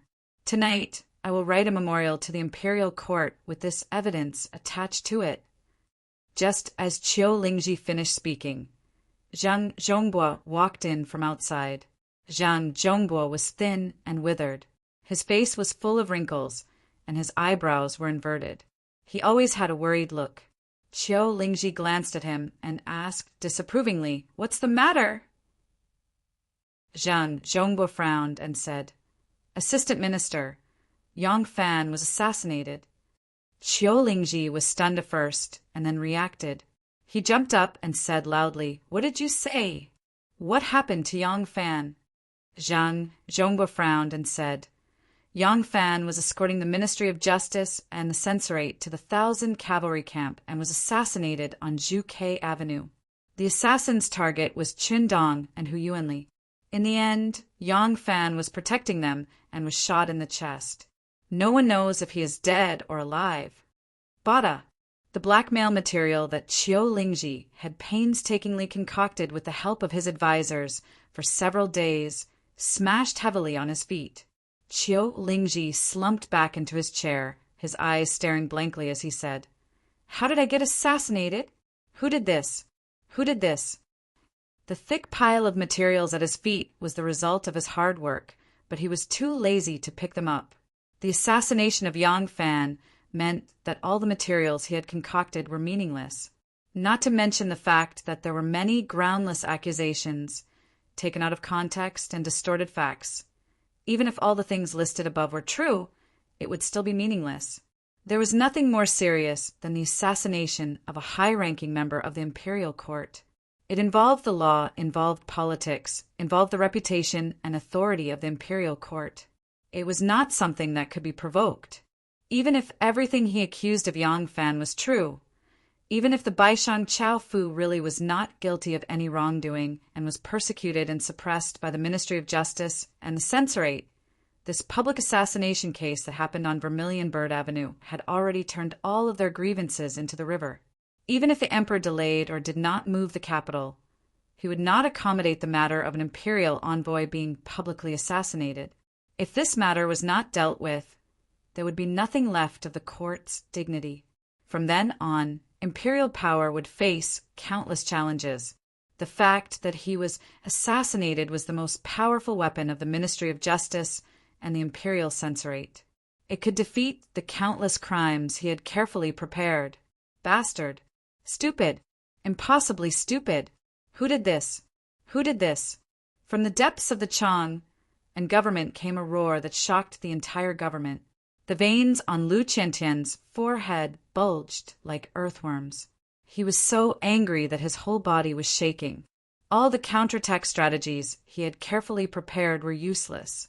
From now on, the only thing he needed to do was to prove to the emperor that under his rule, there were not so many lawless madmen in Chang'an.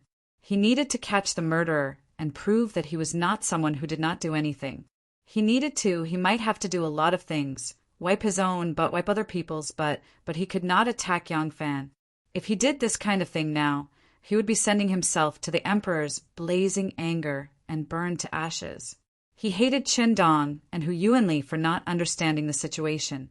He wanted to completely knock them down so that they would never be able to rise again. He wanted to prove to all those who tried to challenge his authority that his fangs were not dull. But all the means must be within the rules of the officialdom. Using violent means to challenge the authority of the imperial court and the imperial power was the stupidest thing to do. He was confident that he could completely destroy Qin Dong and Hu Yuanli, the two dragons crossing the river. He had integrated the forces of the aristocratic families, officials, and nobles in Chang, and was ready to complete the task in one battle. Unexpectedly, a pig-like teammate popped up at this time and did such a thing that hurt his friends and pleased his enemies.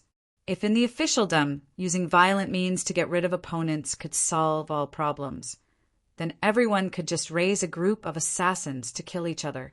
Why would they need to figure out the ways of flattery, and flattery? Why would they need to practice the heart sutras of being ruthless, accurate, steady, and patient? Why would they need to talk about weighing the pros and cons? Why would they need to keep a low profile? Ruined. Everything was King ruined. All the plans were ruined by this idiot who assassinated the imperial envoy. Especially, the assassin was using a military crossbow. Thinking of this, Lu Qiantian felt a chill in his heart. He could completely imagine how the emperor would react when he heard this news. Lu Qiantian paced around the detention room like a trapped beast. He gritted his teeth and gave an order with a sinister smile. Investigate immediately. Find the murderer even if you have to dig 3 feet into the ground. Commander-in-Chief Dai, Judge Xing, and Constable Wu wiped their cold sweat and retreated. Lu Qiantian opened the drawer, took out the written memorial, and threw it into the brazier. Watching it burn to ashes, he secretly rejoiced that he did not have time to send it to Dongdu a moment later. Lu Qiantian arrived at the 1,000 Horsemen camp, dressed in his official robes. He paid a visit to General Yang, who was on the verge of death. This sly old fox had a keen sense of smell. When the news of Yang Fan's assassination came, he decisively switched sides and stood on the side of the Ministry of Justice and the censorate. Everyone sweeps the snow in front of their own door. Who cares about the frost on other people's roofs? Those aristocratic families, nobles, and nobles were all blown away by him like he was blowing snot. The King of Hanoi and the great general of the Jinwu Guards have arrived. Before the echoes of the announcement died down, Wu Yizong rushed in like a spark. A pair of military boots clanked against the green brick floor. He was wearing a military uniform with 3 layers of soft armor underneath. His originally short and thin body seemed much stronger because of this. Su Liang led a group of generals out to welcome him. Wu Yizong did not stop and asked with a gloomy face, "Where is Yang Fan? How is he now?" Su Liang said with a heavy expression, "The military doctor has just finished bandaging the general's wounds. The general is currently unconscious, and his life is in danger." Wu Yizong did not stop when he asked the question. After Su Liang finished speaking, Wu Yizong said, "Quickly, take me to see him." As he spoke, he was already in front of the commander's tent. The door opened, and a soldier came out with a basin of water. Seeing that the newcomer was a great general, he quickly moved to the side. Wu Yizong glanced at him and saw that the basin of water was already red. It was clearly half a basin of blood. He stepped into the commander's tent and went straight to the small tent at the back. In front was the guest hall. Although Wu Yizong had been there before, he knew the layout of the room. Without stopping, he turned and went around the screen. On the ground behind the screen, there were balls of soft cloth, all of which had been stained with blood. Many people in the room were busy, but they were moving quietly. Their expressions were heavy, and they did not say a word. The atmosphere was very oppressive. Wu Yizong's military uniform was the best proof of his identity, regardless of whether the people in the room recognized him or not. When they saw this commander's uniform, they hurriedly saluted and gave way. Wu Yizong strode like a shooting star until he reached the bed. Focusing his eyes on Yang Fan lying there, he could not help but suck in a cold breath. If he still suspected that Yang Fan was faking it on the way here, at this moment, all his doubts vanished. As long as one wasn't blind, they could see that Yang Fan only had half a life left at most. Yang Fan's injuries were real. Even his coma was real. There was not a single flaw to be found. Seeing Yang Fan's appearance, Wu Yizong was so angry that he wanted to curse. He and Yang Fan had a grudge. Even the emperor knew about this. The two of them had come to Chang, and together, and there was a competition of interests. Now, Yang Fan had been assassinated. Moreover, the assassin had used a crossbow. He was the biggest suspect. This time he would not be able to clear his name even if he jumped into the Yellow River. Su Liang, Huang Xuchang, Chu Kuanga, and the others followed in and stood on the left and right. They did not lack any of the necessary etiquette, but the way they looked at him was a little Wu Yizong could not explain it clearly, but he understood what that look meant. It was the look of looking at the murder. Now he was yellow mud on his crotch. Even if he was not shit, he was shit. The open and secret struggles in Chang, and would eventually be reflected in the imperial court. That was because the key to victory or defeat would be there. It was in the center of the imperial court. The Lantern Festival had just passed, and the officials opened the yamen to take care of official business. After a long holiday, people were still lazy. There was not much official business in the yamen. Even the emperor did not receive many memorials. However, within a few days, all kinds of memorials from the 6 ministries of the imperial court, the 3 departments of justice, and the Chang and region flooded the front of the emperor. The memorials described different matters, and the officials who were impeaching them were also different. However, the many memorials that suddenly appeared all had one thing in common. Chang. All the memorials, no matter the topic, were related to Chang, and some of these memorials were the result of the open and secret struggle between Wu Yizong's faction and Yang Fan's faction. Some were the result of the struggle between Qin Dong and Hu Yuanli and the Chang, and gentry and the aristocratic families whose interests had been harmed.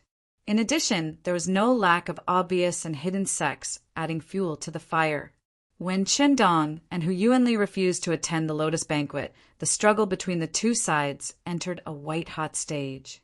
Shan Mu, who had been staying in Luoyang under the guise of rescuing the officials involved in the corruption case in Yenzhou, made a timely move. He suggested to the emperor that moving the capital was not a good time and should be postponed. Officials paid attention to figuring out the intentions of their superiors.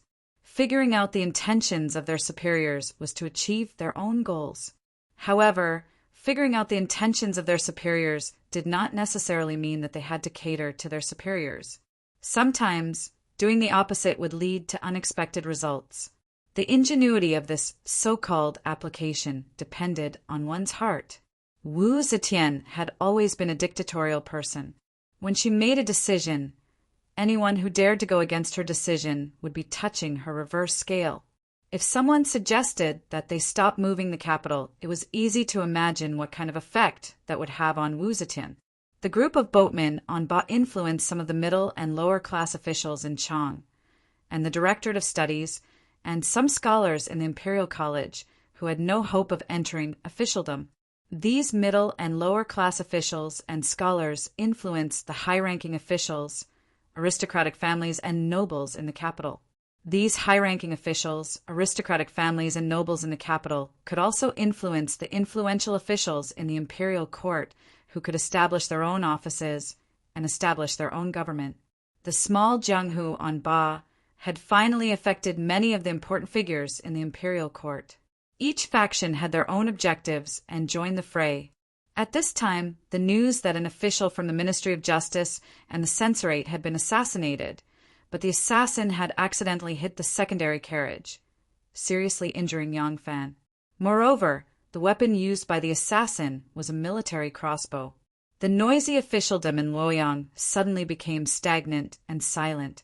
In the officialdom, assassinations had been used to achieve their goals since ancient times. However, those who did this were extremely stupid. If the basic rules of the officialdom were broken, no official could guarantee that the next person to be treated the same way would not be him. Therefore, doing this was equivalent to becoming the public enemy of the officialdom. When the news that Yang Fan had been assassinated spread, the attacks on the Ministry of Justice and the censorate in the imperial court immediately disappeared without a trace. 2 huge waves continuously collided and offset each other's tremendous power that could destroy heaven and earth. If one of the huge waves suddenly disappeared without a trace, what would happen to the other? It would topple mountains and overturn seas, unstoppable. Chapter 980. When the news of Yang Fan's assassination reached the Yang mansion, the teacup in Buqi's hand fell to the ground and shattered into pieces. Yang Fan's journey west to Guanlong, south to Barbarians' territory, north to Khitan, he had braved fire and water, but each time he was more scared than hurt. Not to mention such a serious injury. when he went west to Guanlong and south to Barbarians' territory. He did not even have a scratch on his skin. When Khitan fell into the enemy's camp, he only suffered a minor injury on his leg. Who would have thought that he would be seriously injured in Chang, and the capital of the imperial court, the heart of the imperial court? Xiao Man composed herself and slowly stood up. She said to the messenger who came to report, "Steward Niu, this messenger has worked hard. Please go to the cashier's office and withdraw 5 coins as a token of gratitude." When the official heard this, he was unable to contain his joy and repeatedly expressed his gratitude. After Steward Niu led the official away, Tao Mei and third sister, who were waiting on the side, immediately rushed over. Their voices changed as they said to Xiao Man, "Eldest lady, Ah Lang was attacked by an assassin. His life and death are unknown. What should we do?" "Why are you panicking?" Xiao Man stopped him with a stern voice and said, "Ah Lang is far away in Chang. What's the use of being anxious?" Tao Mei and third sister could only lower their heads. Xiao Man lowered her head and pondered for a moment, then ordered, "Even if we don't say it ourselves, I'm afraid there will soon be rumors spreading. You, too, immediately inform everyone in the mansion to keep this news a secret, especially in Nu. Whoever dares to leak a word will be severely punished."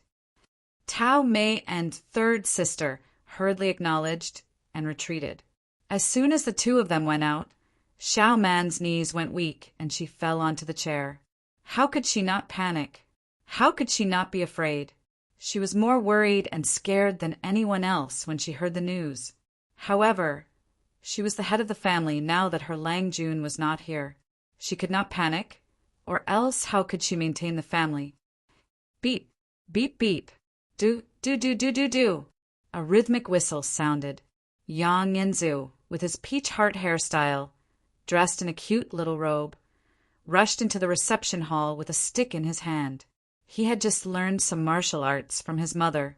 Although it couldn't even be considered a showy but impractical move, the little fellow had fallen in love with brandishing a spear and a stick. In his mouth was a colorful porcelain whistle made from the Tongguan kiln. The whistle was shaped like a cute bird, and when it was blown, it produced a pleasant sound. Mother. Did Mother cry? Yang Yanzu's mouth loosened, and the whistle fell to the ground. There was a red string on the whistle that hung around his neck. When the whistle fell down, it swayed in front of his chest. Yang Yanzu quickly ran to Xiao Man's side and nestled in her arms. He looked at Xiao Man with his big eyes and said timidly, "What's wrong with Anyang?" Xiao Man hurriedly wiped away the tears on her face and forced a smile. "Silly boy, I'm not crying. I was just blinded just now."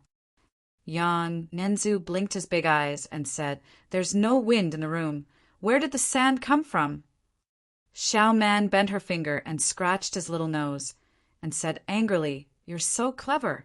There's no sand, but there's dust on the dust." "Oh." Yang Yinzu suddenly understood, nodded, and asked in a simple voice, "Mother, when will Daddy come back?" Xiao Man's heart ached, and she faintly said, "Baby Mrs. Daddy?" Yang Yinzu pouted and said, "Yes, baby Mrs. Daddy.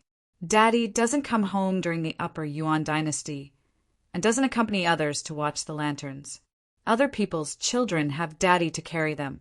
I want to go to the big lake to catch big fish with Daddy. Daddy promised baby before." Xiao Man's tears almost flowed out again, and she hurriedly said, "Soon, soon, your father will be back soon. You don't blindly play around.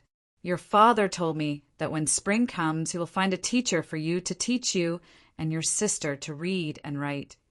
As soon as Yang Yinzu heard that, he hurriedly said, Baby still wants to go play with my sister. Goodbye, mother. Baby is leaving." After saying that, he ran away. Xiao Man broke into a smile and said, "This brat." The flower hall quieted down again. Xiao Man stared at it for a while, and then stepped out of the flower hall and rushed to the courtyard where Anu lived. At this time, Anu was about to give birth. Her belly was protruding high, but she didn't look fat at all, especially her thin waist. It was like a big fruit on a thin branch that was cut off. Contrasted by her big belly, it looked like it was about to break. After a winter, spring finally came. At this time, Anu was sitting comfortably in the back garden, lazily basking in the sun. As soon as she saw Xiao Man, Anu hurriedly stood up from the chair, and Xiao Man rushed forward to hold her down, and said reproachfully, "We're sisters. Why are you always so polite? You lie down." Anu said, "Oh, and couldn't wait to ask. I heard that someone brought a message from Langjun from Chanin?" Xiao Mang was secretly shocked. Whenever there was a big or small matter in the family, the considerate servant would immediately run to report to the master. Fortunately, she reacted quickly this time and gave a sealing order in time. Otherwise, how could she explain to Langjun if Anu, who was pregnant with a big belly, heard the news and was frightened and worried that something bad would happen to her? Xiao Man pretended to be calm and said, "Well, he sent back a message saying that he misses you very much. He calculated that your birth date is coming, but he can't come back because of business, so he is very sorry. He asked me to prepare more delicious food for you and pick a few older women who have experience in childbirth to serve you." Anu felt sweet in her heart and very happily asked, "What else did he say?" Xiao Man's nose was sour, and she forced a smile. He also said that he likes you and hopes that you can give him a beautiful and obedient daughter. Anu snorted, wrinkled her nose, and said, "What's so good about a girl? I just like boys. Look at how cute Nianzu is. This time, I want to give birth to a big fat boy." Anu said with a smile and stroked her bulging belly, feeling the wonderful feeling of the child's movement. Although it was a pity that her Langjun couldn't see the birth of the child at the first time, a little life had been bred in her belly and was about to be born. As a mother, there was nothing more satisfying and expectant than this. Princess Yongtai, Li Xianhui stroked her bulging belly with a serene face, and there was a kind of soft charm unique to pregnant women on her face. Wu Yenji smiled as he looked at his beloved wife, his heart also incomparably satisfied. His wife wasn't just beautiful and generous, she was also gentle and virtuous. This was his good fortune. The crown prince's father-in-law's daughters had grown up in the mountain villages. Even though they studied and learned to write, most of them didn't know much about etiquette. Now that they suddenly became noble, some became arrogant and licentious, some became arrogant and domineering. But his wife, even though she was Empress Wei's daughter, her personality was extremely gentle and well-educated. She could be considered an anomaly among the sisters. The emperor's eldest grandson, Li Zhongruan, accompanied them and chatted. Wu Yenji, husband and wife, had entered the palace to pay their respects to imperial grandmother.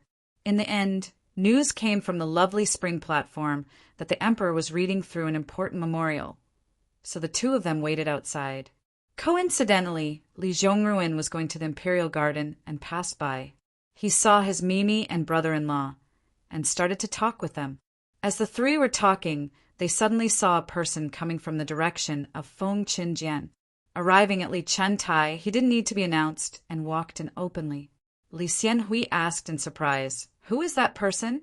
How can he enter and leave the palace so casually?" Li Zhongruan glanced at the person's back and said scornfully, "That person is Feng Chenjian, Zhang Changzong." Li Xianhui had heard the rumor that the imperial grandmother and Na, 6 youths filled the inner palace. She knew that among them, the Zhang brothers were the most favored.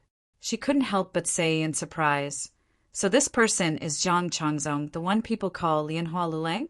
He really is as handsome as jade, and even more handsome than a woman." Wu Yenji said disdainfully, "He's just a gigolo who amuses people with his looks. So what if he looks good? Speaking of which, he is also a descendant of an aristocratic family and the prime minister's descendant. Such behavior is not a disgrace to his family's reputation. If his grandfather in the underworld knew about the family's misfortune to have such an unfilial descendant, I'm afraid he wouldn't even have the face to see people as a ghost." Wu Yenji and Li Zhongruan spoke one after another, mocking Zhang Changzong's behavior of using his body to serve the emperor for wealth and glory. They didn't expect that one of the little eunuchs beside them was the second Zhang's spy. This little eunuch heard their words and quickly left quietly north of Chang and in the commander's tent of the 1,000 cavalry camp. Yang Fan leaned against a pillow with a soft blanket over his body. Gu Zhuting sat sideways by the bed, holding a bowl of caterpillar fungus whole duck soup in her hand.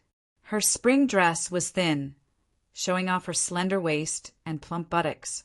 Because she sat sideways, the undulating and moving curves of her waist and buttocks were like a beautiful and smooth melody. Yang Fan had already passed the critical period.